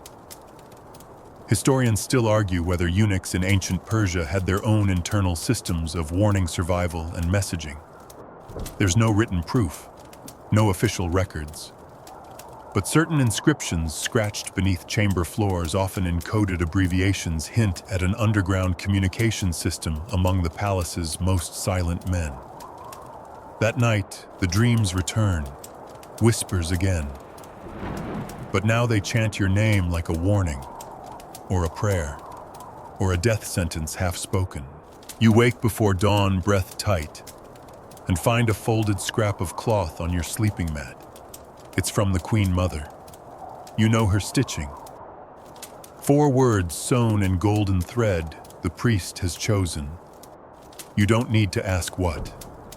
The fire temple will bless the next heir, and it won't be the Queen's son, which means you are now between 2 dynasties, and there is no safe way out. You walk through the palace the next day like you're wearing invisible armor. Your face doesn't change, but your footsteps grow quieter, your eyes sharper. You are listening to everything now, because you know what they say about being the messenger. It's not just that the messenger dies, it's that they die alone. You're summoned before sunrise. No scroll, no bell, just a boy with ink-stained fingers shaking your shoulder and whispering, "They want you in the garden, now." He doesn't say who they are. He doesn't need to. You rise without speaking. You don't dress in your ceremonial robe. Just your plain day, one gray linen, nothing sharp. You wash your face with the cold water left in the brass bowl. Your fingers tremble only once. You tell yourself it's the chill. It isn't. You step into the outer corridor, and the wind hits you sharp. The sky's still violet stars retreating like cowards. You walk past sleeping dogs, empty wine trays, and the eunuch who was once above you, now sweeping ash from a corner, like it's always been his job. He doesn't look up, but he knows. Everyone knows. Something's wrong. The queen's garden isn't empty. 3 figures wait. The vizier, the priest with the falcon tattoo, and a man you've never seen. Tall, unsmiling, wearing the dark red of the magi but without the usual gold stitching. That's when you understand this is not court business. This is spirit business, and possibly your execution. The vizier gestures to a stone bench. You sit. The priest speaks first. There is concern. Of course there is. You bow slightly. About what honored ones, about your closeness. To the queen, to the mother, to too many factions. You keep your breathing even. The stranger steps forward. His voice is low, cold. Some believe your influence has grown beyond your station. He doesn't blink when he says it. Just stands there like he's waiting for your soul to spill out of your nose. I serve the throne, you say. It's a safe answer. But he smiles, like he's been waiting for that exact sentence. The throne shifts, he says. Will your service shift with it? And there it is, the test. Not loyalty, but alignment. Will you back the priest's heir or the queen's? There's no third option, just 2 hands offering 2 deaths. You answer carefully, I serve the order of things. The priest studies you. The order has changed. Here's your historical fact. During periods of imperial transition, eunuchs often became pivotal agents of succession. In several recorded instances, especially in later Achaemenid history, they were used as arbiters, messengers, or even scapegoats between competing claimants to the throne. Their neutrality was only respected until it became inconvenient. You are no longer neutral. You never were. Now they're asking you to choose, not out loud. But it's clear in the way the stranger fingers the obsidian blade at his side, in the way the vizier's foot taps beneath his robe, in the way the wind dies completely, as though even the air doesn't want to interrupt. You make your choice. It's not spoken. It's demonstrated. You turn to the priest, then to the magus, and finally to the vizier. I carry no air in my blood, no God in my tongue, but I know what silence can do. A beat, then 2. Then the vizier chuckles, softly, and says, that's an answer. They leave without another word. You're left alone with a stone bench and the sound of distant footsteps returning to places you'll never follow. You sit, still, until the sun burns gold across the horizon. And then you walk. You don't go to your quarters. You go to the herbalist, the one who pretends to be deaf, the one who sells nothing but lavender officially. Unofficially, he gives you a small pouch without a word. Inside is crushed blue root. Rare, bitter, deadly in high doses, indetectable in wine. You don't ask for it. He doesn't ask why. That's the agreement now. You're not just surviving court. You're navigating weapons. Here's your quirky tidbit. Persian palace herbalists were known to carry more than just medicinal herbs. Some kept secret stores of ingredients used in ritual sacrifices, but many of those so-called rituals ended with suspiciously healthy men collapsing after a second cup of wine. Blue root, found only in the eastern hills, was favored for both its slow onset and quick exit. You hide the pouch beneath your sash. You may never use it, but possession is 9/10 of survival. Later that evening, the queen calls for you, again. Her eyes are red from crying, but her voice is sharp. She says they've made their move. You don't ask who. She says, do not answer their questions again, not even with cleverness. You nod. She presses something into your palm. A ring. Not royal, not valuable, just simple bronze. I wore this as a girl, she says. My father gave it to me before I entered the palace. You understand. This is not a token. This is an anchor, proof of her trust or her ownership. You leave with the ring and the pouch and the feeling that your own soul is being leveraged like a bet placed on an unsteady table. Historians still argue whether eunuchs in the Persian court ever truly held power or if they were merely vessels for it. Some accounts frame them as shadows behind the throne. Others say they were only ever as powerful as the next command whispered into their ear. Tonight, you feel powerful and terrified because you're starting to believe your own silence, starting to realize it's not a weapon, it's a throne, and it has no cushion, only edges. You're not in the background anymore. You used to glide along the palace walls like steam off a hot bowl, felt but unseen, important, only in that you didn't disturb the surface.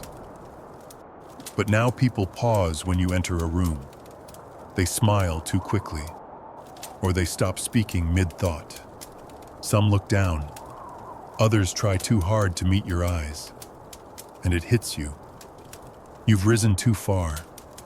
You didn't ask for it. You didn't plot for it. You just lasted. Longer than the rest. You knew when to speak and when to disappear. You knew when to bow, when to bleed, when to lie.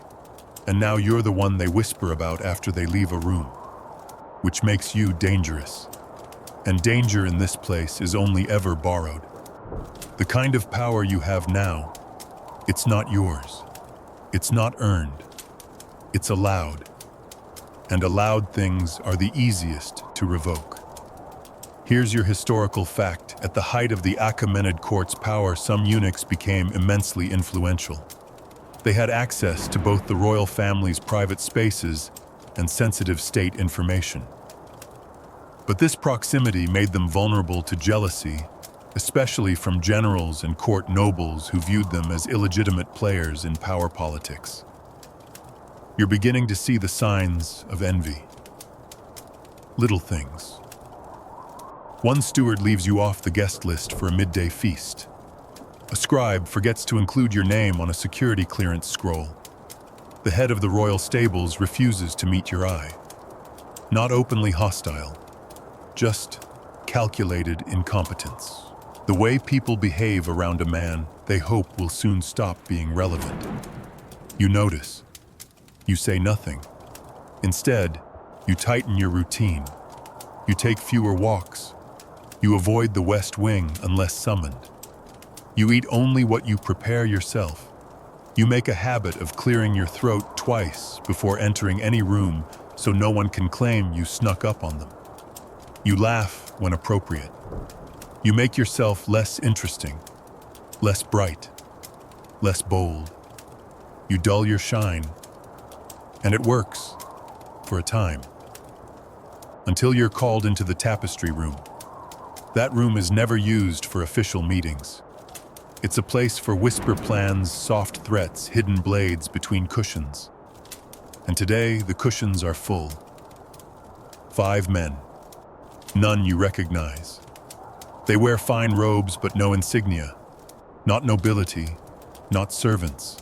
Just power in raw form.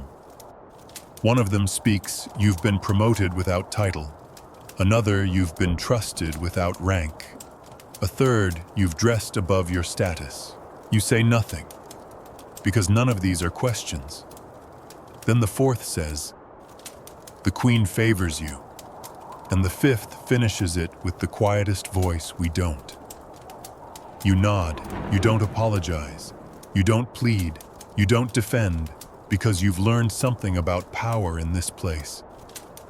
Defensiveness is an admission. Instead, you bow once low and slow, and you say, "Let me return to my duties." They don't answer. But when you exit, you know the message has been delivered. And it's this: fall quietly, or be pushed.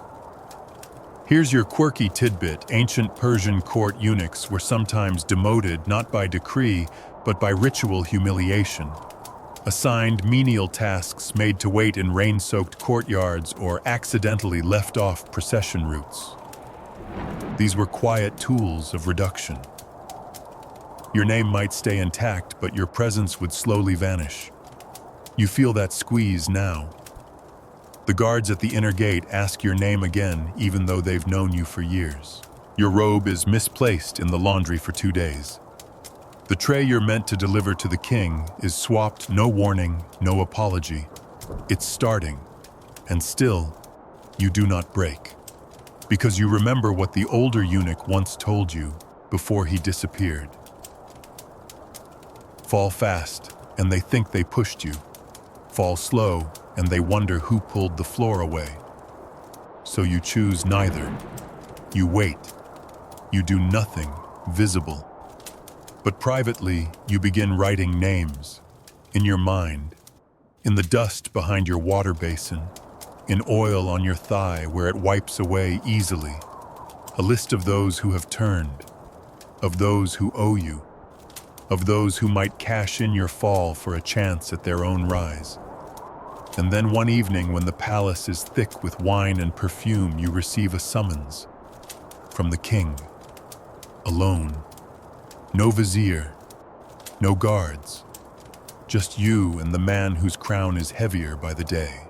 He's reclining in the shadowed corner of his private chamber, skin-pale hands twitching as if swatting ghosts. His voice is hoarse when he says, "They want you gone." You bow. They say you know too much. Another bow. He looks at you, truly looks. You do, don't you? This time, no bow. Just silence. He nods. Good. And then, in a whisper thick as dusk, stay. But start forgetting things. A command. A gift. A warning. Historians still argue whether eunuchs like you survived because of royal protection, or because they mastered the art of erasure, forgetting names, faces, facts, when it served the throne. Some believe these men held the real truths of empires buried so deep, even they couldn't dig them back up. You leave the king's chamber feeling older than you've ever been. You pass through the courtyards not as a man of influence, but as a ghost that watches. You're not above suspicion. You're just too valuable to kill today. So you fold your hands, lower your eyes, and begin forgetting. You're not quite a man. You're not quite a woman. You're not a servant anymore, but you'll never be a noble. You walk the halls of the palace like a living contradiction, and lately people have stopped hiding how they feel about that. The queen no longer smiles when you pour her wine. The guards at the eastern gate let you pass, but their laughter lingers after you've gone. A concubine you once comforted in grief turns away when you offer a towel in the bathhouse. It's subtle, but it's real. You are becoming a problem with no proper place. Here's your historical fact. Eunuchs in the Persian court occupied a liminal position. They were physically altered, often seen as non-threatening by women and unthreatening to men. But the very fact that they belonged to neither group entirely made them deeply mistrusted when power started shifting. You see it now in the way people shift around you, like you're a crack in the floor they don't want to step on. And yet you're needed, summoned to the king, consulted by the queen, eyed by priests. You're the oil that keeps the machine smooth, and everyone resents the stain you leave on their gloves. You become a symbol, not of loyalty, not even of danger, but of ambiguity. And ambiguity terrifies people far more than treason, because it cannot be named. You overhear one courtier mutter, "He belongs to no house." Another whispers, "He has no stake in our blood." And a third with a sneer, "Not man enough to be killed like one." You don't respond. You never do. But inside something bruises. You weren't made for vengeance, but you were made to remember. Here's your quirky tidbit. In some border regions of the empire, eunuchs were worshipped or feared as mystical figures closer to the gods because of their in-between nature. Some temples even believed that only eunuchs could hear certain divine whispers without dying. In the palace, however, that divine in-betweenness becomes suspicion. One morning you pass 2 pages in the corridor. Boys, 15, maybe 16. One says to the other, "Why do they walk like that?" The other laughs. "Because they think they're important." He says it loud enough for you to hear. You keep walking. But later that night you find the second boy kneeling in the queen's outer chamber, bleeding from the nose. One of the guards caught him stealing a ruby hairpin. You watch as he trembles. No one defends him. No one speaks his name. The queen waves him away. And you offer him a cloth for the blood. He doesn't take it, just stares at you. And in that stare is something raw. Not hate, not fear, just confusion. As if he's seeing for the first time the person beneath the function. He whispers, "Do you remember what it was like to want something?" And you don't answer. Because yes, you remember. You remember wanting a name that meant more than a title. A voice that didn't echo back empty. A life that wasn't earned through obedience and spiteful mercy. Historians still argue whether eunuchs in Persia had personal agency or were entirely shaped by the palace machine. Did they live full inner lives? Did they dream? Did they fall in love? Most records omit these questions. But the margins, personal letters, half-erased poems, scratched into bath tiles, tell a story of aching, enduring, silent humanity. That night, you dream again. This time, not whispers, not danger, but the village, your village.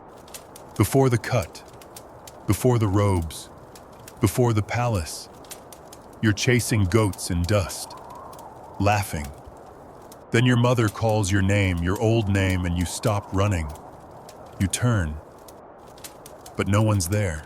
You wake with your fingers clenched around your bedding nails, sunk so deep into your palm, it leaves little crescent moons.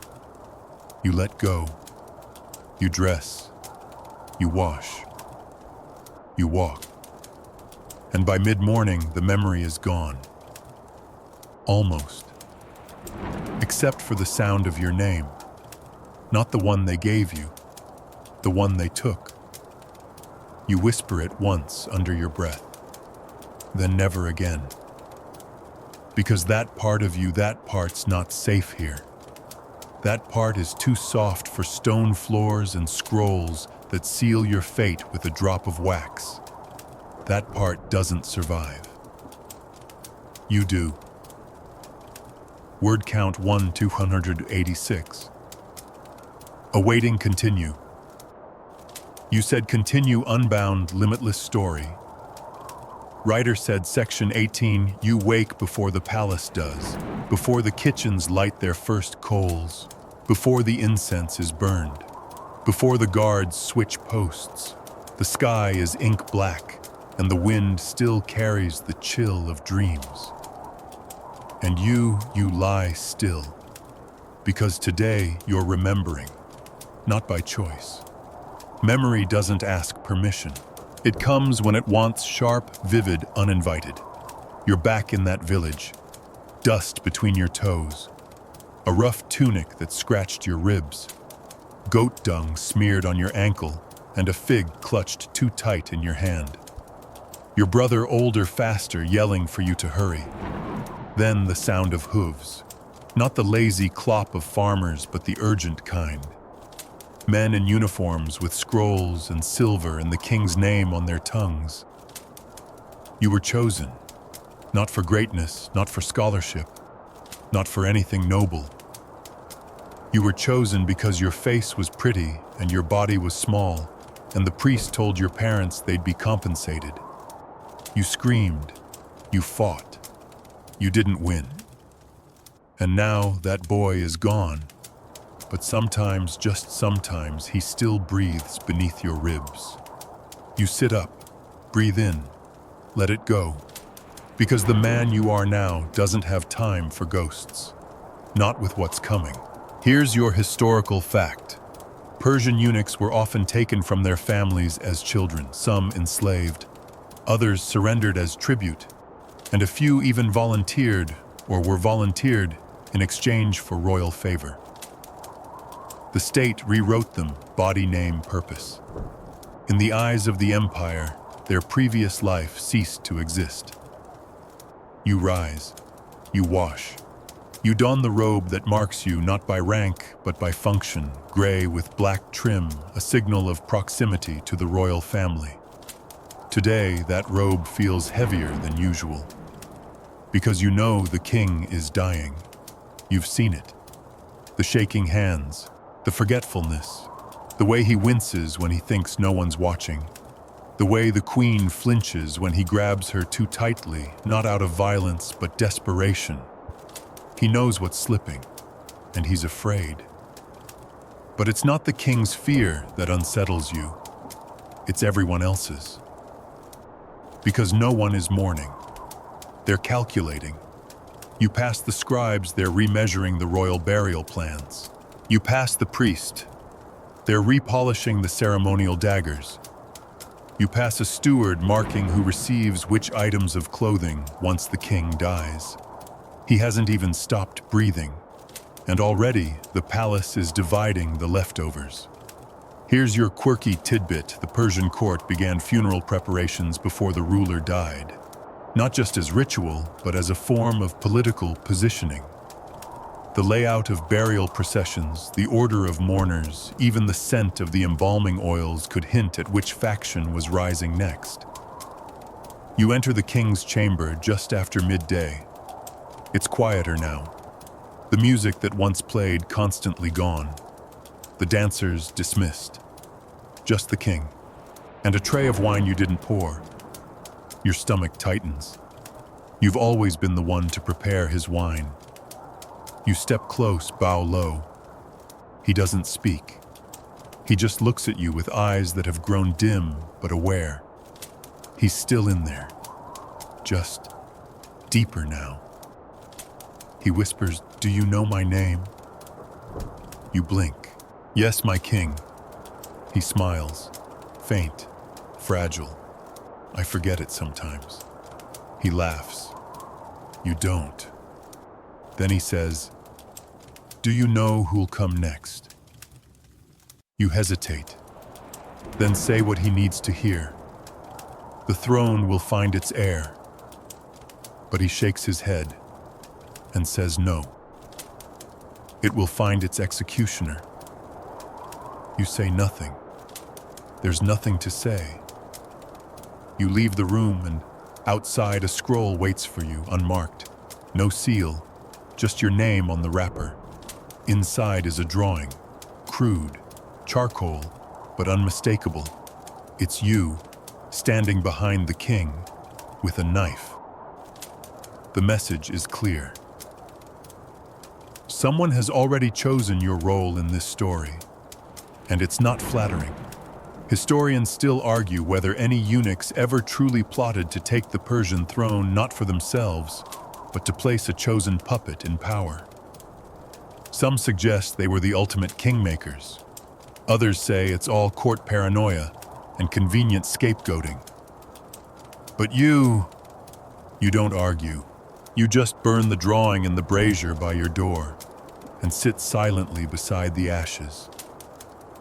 Because you know what they don't. It doesn't matter if the story is true. It only matters if enough people believe it. And belief kills just as easily as truth. The palace feels colder now. Not in temperature, no. The fires still burn in their brass bowls, and the scented coals still smolder in their trays. But there's a hollow beneath the heat. Something missing. Something gone. Like someone's taken the heart of the building and replaced it with a ticking clock. You hear it in the halls, people speaking faster, walking quicker eyes, darting like they're checking exits in a house on fire. Because they are. The king is still alive, but only just. And no one knows how many breaths are left, which means everything, every single thing, has become a move in a silent game. You included. Even your silence now is a kind of speech. Even your absence is an accusation. Even your smile could be treason. Here's your historical fact. During the final days of a Persian king's life, the palace became an arena of carefully measured gestures. Who attended his bedside, who was not invited, who walked in the funeral processions, it all hinted at succession. Sometimes merely being seen with the dying king was enough to condemn you or crown you. You haven't been summoned in 3 days. That's dangerous. Too absent, and they'll think you've sided with the wrong heir. Too visible, and they'll think you're plotting to choose one. You choose the path of shadows. You carry trays again. You sweep courtyards. You stand at the doors of chambers instead of inside them. Let them think you're fading. Let them think you're retreating. You're not. You're watching. And what you see is unraveling. The queen now walks with 2 bodyguards instead of 1. The priest refuses eye contact with the vizier. The king's second son has begun giving commands as if they're law, and no one's corrected him. The royal seal, once guarded in the scribe's chamber, has been quietly moved. And last night, you saw blood on the marble just inside the steward's wing. It had been cleaned, almost perfectly, but not perfectly enough for your eyes. You remember exactly where it was, and exactly who used that hallway earlier in the evening. A eunuch. Not one of yours, not one you trust. So you start writing again. Not letters, not poems, just names. Your list is growing. Here's your quirky tidbit. Some eunuchs in ancient Persia kept personal ledgers of favors, secrets, and betrayals scratched into pieces of leather, or memorized in complicated rhythms of hand taps and breath pauses. These private archives served as both protection and currency. Knowledge wasn't power. Selective recall was. You go to the apothecary. He doesn't greet you this time, just hands you a small bowl of bitter paste and nods toward the basin. You mix it with water. Drink it. Wait. It's foul. But it clears your thoughts, sharpens the edges of your memory. You ask one question, how many? He doesn't pretend to misunderstand. He raises 4 fingers. 4 deaths in the palace since the king fell sick. Not soldiers, not old men. Servants. Low-ranking, but servants with access to scrolls, to robes, to kitchen doors. You nod once. The apothecary places a folded cloth in your hand. Inside a single seed. Black. glossy. You recognize it. Sleep thorn. One of the few plants that can slow a man's heart without leaving a trace. You say nothing, but your hands feel colder when you walk away. Because now you have something you didn't ask for, and someone expects you to use it. That night you sit in the dark with the seed balanced on your palm. It gleams like an eye. Small, beautiful, lethal, a gift, or a test, or maybe both. You don't sleep. You lie there, arms folded across your chest, like you're being measured for your tomb, and think of all the people who used to outrank you. How many are gone? How many are suddenly polite? How many offer you trays with both hands now? You don't want the throne. You can't take it even if you did. But the problem is, you've outlived the ones who might. And that makes you something worse than dangerous. It makes you inconvenient. Historians still argue whether certain eunuchs were responsible for the quiet removal of rivals during moments of instability in the Persian court. Some say they operated alone. Others believe they formed silent networks loyal not to bloodlines or gods, but to the continued functioning of the palace itself. You believe it because it's happening, because you're part of it, whether you wanted to be or not. The next morning, a scroll is left by your door. Red thread. No wax. The sign of the priesthood. Inside a single line. We will need your hand soon. No signature. No instruction. No explanation. Just assumption. Because they think you're theirs. Because everyone does now. You stand by the window. Watch the birds flit from branch to branch in the courtyard trees. You whisper to the wind, "You don't own me." But the wind doesn't answer. It just keeps moving. Free. Exactly what you'll never be. The king is no longer seen, not even by the queen, not by the priests, not by the guards who stand outside his chamber, arms, stiff eyes twitching at every shadow. A physician enters every morning, leaves by midday, says nothing. A eunuch brings him broth. No one sees the bowl come back. And you are not summoned, not allowed, not even mentioned. The king is already half legend, and legends don't need witnesses. They need endings. Here's your historical fact. In the final days of an Achaemenid ruler, it was customary for court access to be cut off almost entirely. Priests would enter only to administer sacred rites. Doctors became political instruments. And eunuchs, those who once clothed, fed, and advised the king, were suddenly excluded. The assumption was that loyalty becomes too dangerous when it's informed. You understand. You accept it. You do not protest. But you prepare. You write your will 3 lines burned before anyone reads them. You hide silver in a second spot deeper beneath the floor this time. You fold your old robe, the one with the torn sleeve from that day in the rain, and lay it flat beneath your sleeping mat. Not for warmth. For memory. You clean your hands more often. You eat less. You speak almost not at all. Because when a king is about to die, everyone else begins practicing. Practicing how to behave after. Practicing how to shift their tone, their eyes, their alliances. You see it everywhere. A priest who once scolded the second prince now bows low in his presence. A steward delivers double portions to the chamber of the queen's son. And a scribe you've known for years pretends not to recognize you in the hall. You've seen plagues do less damage.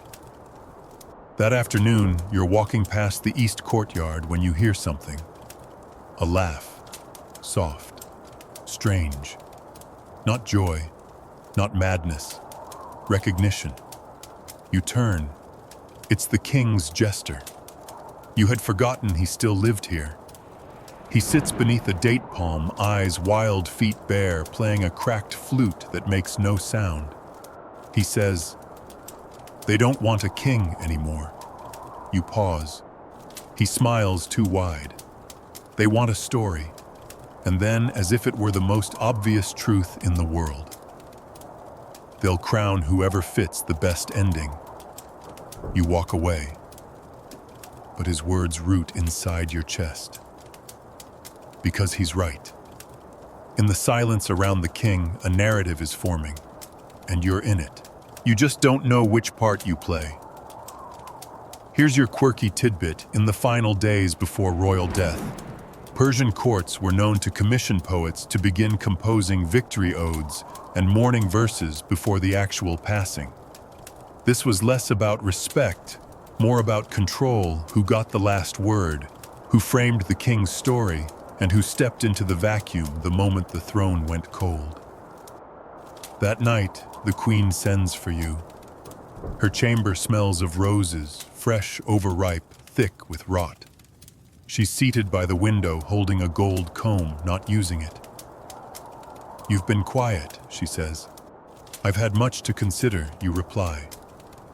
She turns. Not angry, not tired. Something worse. Calculated. You will be asked to witness something soon. You don't blink. She continues, "You will say nothing.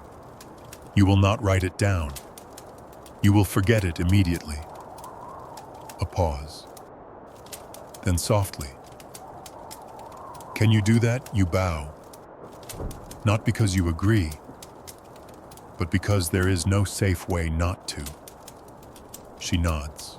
Hands you a ring, same bronze as before, but older, etched with the image of a serpent swallowing its own tail. "No one will question your presence," she says. The ring gives you clearance. The ring brands you. The ring, like everything else here, is a promise sewn to a threat. You leave her chamber and return to yours. There on your mat is another scroll. No thread, no wax. Just your name, inside a single word. Midnight. No context, no signature, no location. But you already know. The king's chamber. That's where it ends. And you'll be there. Not as mourner, not as betrayer, but as witness. Historians still argue whether Persian kings died naturally or were quietly helped along by those who stood to gain. Some deaths came too swiftly, some not swiftly enough. And eunuchs always near, always silent, became either scapegoats or secret historians. Tonight, you will become one or the other. You light no lamp, you wear no perfume. You walk barefoot to the king's hall. 2 guards move aside without speaking. Inside, darkness and the smell of myrrh. The king lies still, barely breathing. 3 others stand around him, the priest, the queen, the prince. You do not speak. You simply take your place. The queen nods. The priest lifts a small bowl. The prince steps forward.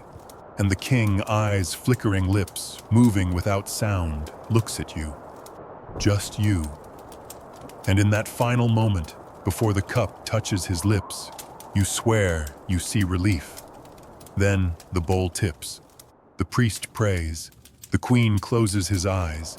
And the prince says, "It is done." No one looks at you. But you're not invisible anymore. You never were. You are the last man to see the king alive, and the first man to carry that knowledge into silence. The king is dead. But they don't say it like that. No. In the palace, death is never called by its name. They say, "The lion has gone to the mountain." The fire has returned to the sky. The shadow has stepped away. Poets will take their pick. Scribes will argue over phrasing. Priests will chant in tongues that even they only half understand. But you say nothing. Because you were there. Because you saw the breath leave. Because you watched 3 people take his life gently, ritually, with a level of calm that only power allows. You didn't help. You didn't stop it. You were present. And in this place, presence is complicity. Here's your historical fact. When a Persian king died, the announcement was delayed. Sometimes for hours, sometimes for days. This gave the court time to secure heirs, hide bodies, silence enemies. The king was asleep until everything else was ready. So for the next 12 hours, the palace pretends. Servants clean his chamber. Stewards still deliver meals. Musicians are told to prepare soft melodies for the evening mood. But behind every door, people are running. Scrolls fly. Whispers bleed. Locks click in the night. One eunuch is found hanging by his sash in the bathhouse, another missing entirely. You avoid both areas. You eat alone. You speak to no one. Not until the bell rings. It's low. It's slow. It's final. And just like that, the fiction ends. The king is dead, officially now, and the scramble begins. The first prince takes control of the barracks. The second prince, quiet, clever, visits every priest within the hour. The queen meets with the high chamberlain. The queen mother, she disappears. Not into death, into stillness. You'll see her again, you're certain. But only when the dust has chosen where to settle. You're summoned to the throne room, not to speak, to stand. A figure of neutrality, a symbol of continuity, a silent emblem that some things still function. There are 40 people in the room. 39 of them wear smiles they've practiced all week. You wear none. The throne is empty. For now, the crown rests beside it. Not gold, not jewels, just iron forged dark and cold, meant to remind whoever wears it that they sit on blood and sand. Here's your quirky tidbit. The Persian royal crown was so heavy, it wasn't worn most of the time. It was suspended on a chain above the king's head during formal sittings. It wasn't meant to rest on flesh. It was meant to hover like a divine threat. The prince steps forward, not the loud one, not the soldier, the second one, the quiet one. He kneels, not to the crown, to the priests. And when they anoint his head, the crown is lowered not onto his skull, but above it. He doesn't flinch. He doesn't smile. He just becomes. And the people chant his new name. You know it won't last. Because the queen hasn't backed him. Because the generals haven't spoken. Because somewhere in the halls of this palace, a knife is already dreaming of his ribs. But for now, he is king. And you are something new. Because after the ceremony, the new king doesn't call for the queen. He calls for you. You're brought to his chamber by 2 guards who won't meet your eyes. Inside, silence. The king sits on a low stool, not the throne. He motions for you to sit across from him. I have questions, he says. You nod. I want to know who my enemies are. You stay still. I want to know who poured the wine. Still. I want to know who moved the seal before the announcement. You look at him now, not as a ruler, but as a boy who used to pass you in the hallway, once tried to race you down the eastern stairs and lost, then laughed so hard he cried. He's not that boy anymore, but you are still you, and so you speak. One name, just one. Not a rival, Not a traitor, but a whisperer, a man who invents danger just to sell safety. The king nods, and then asks, "Do you think I'll last?" You say no one lasts, but some leave longer shadows. He exhales and says, "I want yours beside mine. Not your body, not your soul, your silence." He wants your witness. Historians still argue whether the most powerful eunuchs in Persia served kings or whether kings were carefully selected to be manageable by them. Some say it was symbiosis. Others say manipulation.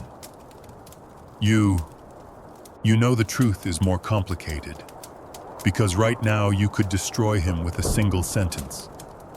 And yet you don't, because power isn't a throne. It's what you choose not to say. The king says, "Stay close." You bow, but not as a servant, not anymore. You rise as a man who has seen one empire end, and now you will watch the next try to begin. The palace doesn't sleep for 3 days. Not really. There are naps, yes. Long blinks in quiet corners. Heads resting on scrolls. Hands going still on trays.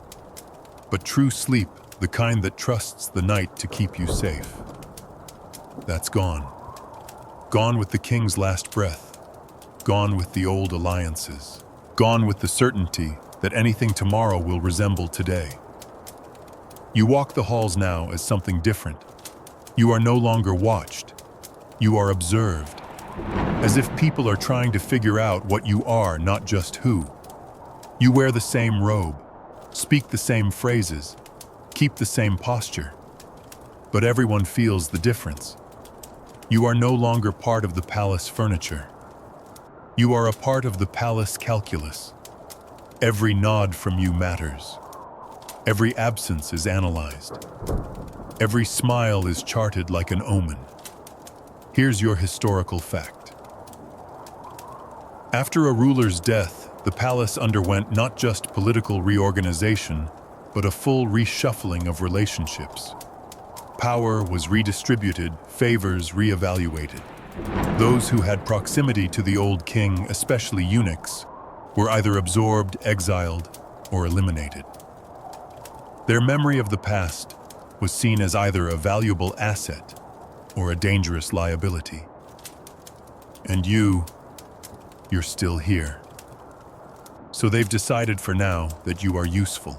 But useful is a word that wears out quickly here.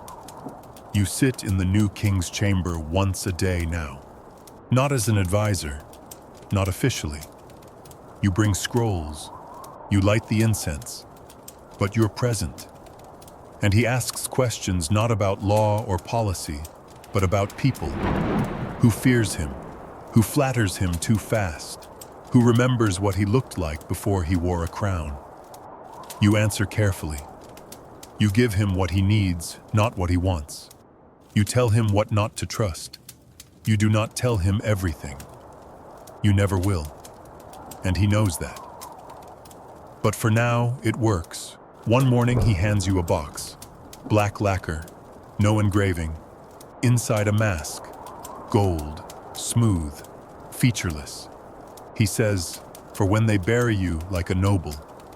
Then adds, "Which won't be for a long time, if I can help it."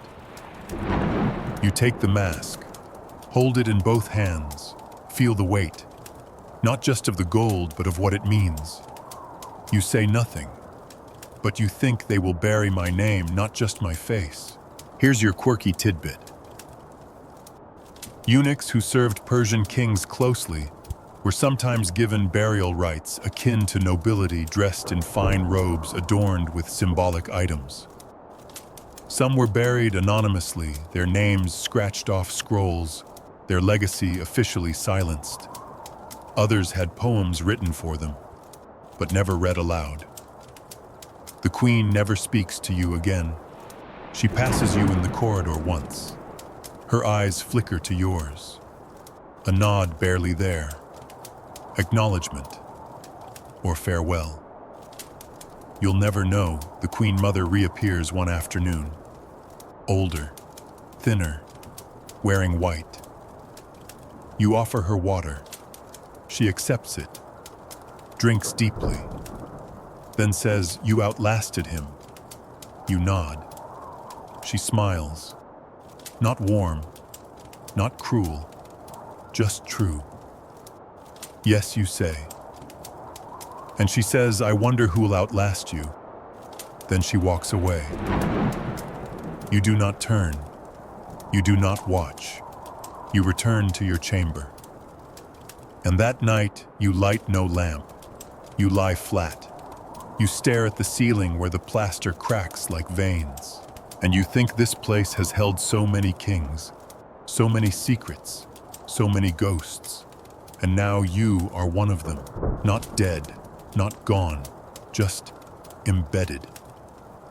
The next morning, the laundry girl brings you fresh robes. The boy who once ignored you now bows too deeply. A new eunuch arrives. 16, still afraid of his own shadow. He avoids your eyes, but watches your hands when you serve one. You see the same fear in him that once lived in you. And the same question, is this all I am now? You want to tell him something. You don't. Because no one told you.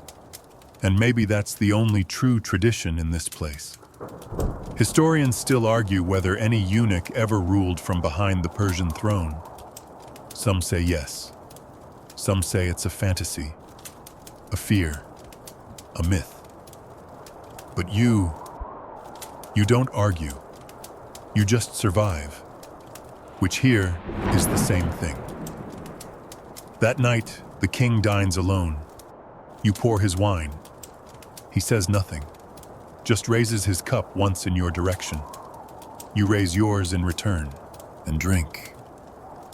Both of you. Silence. And in that silence, the story folds itself up again. Tighter now. Quieter. As it always does. As it must. Because nothing in this place is permanent. Not the throne. Not the names. Not even the memory. Only the walls remember. And you are now one of the walls. And now your breathing slows. The halls of the palace grow quiet. The torchlight flickers against sandstone walls, casting long shadows that seem to sigh with the weight of centuries. You feel it now, don't you? That gentle unraveling of tension. The way your shoulders sink just a little. The way your eyes begin to blur the edges of the room. The eunuch's story doesn't end with a sword or a scream. It ends with a whisper, with a pause, with footsteps that never echo even when the corridors are empty. He survives, but not by chance, by adaptation, by watching every corner, every gesture, every word not spoken. He survives by being what the palace needs most, something constant, something that doesn't demand space, something that remembers and forgets at exactly the right time. Now, as your thoughts begin to drift, let the noise of politics and poison slip into the background. Let the weight of ancient marble press down in the most comforting way, heavy enough to feel safe beneath. You are no longer in the court. You are floating, somewhere above it all. The scent of incense fades. The whispers become wind, and the stone cools beneath your palms. No one calls your name, and that's the piece of it. You are forgotten by design, and somehow that's exactly what you wanted. Sleep now. The story is done, and the palace, like your breathing, has gone still once more. End of script. Sweet dreams.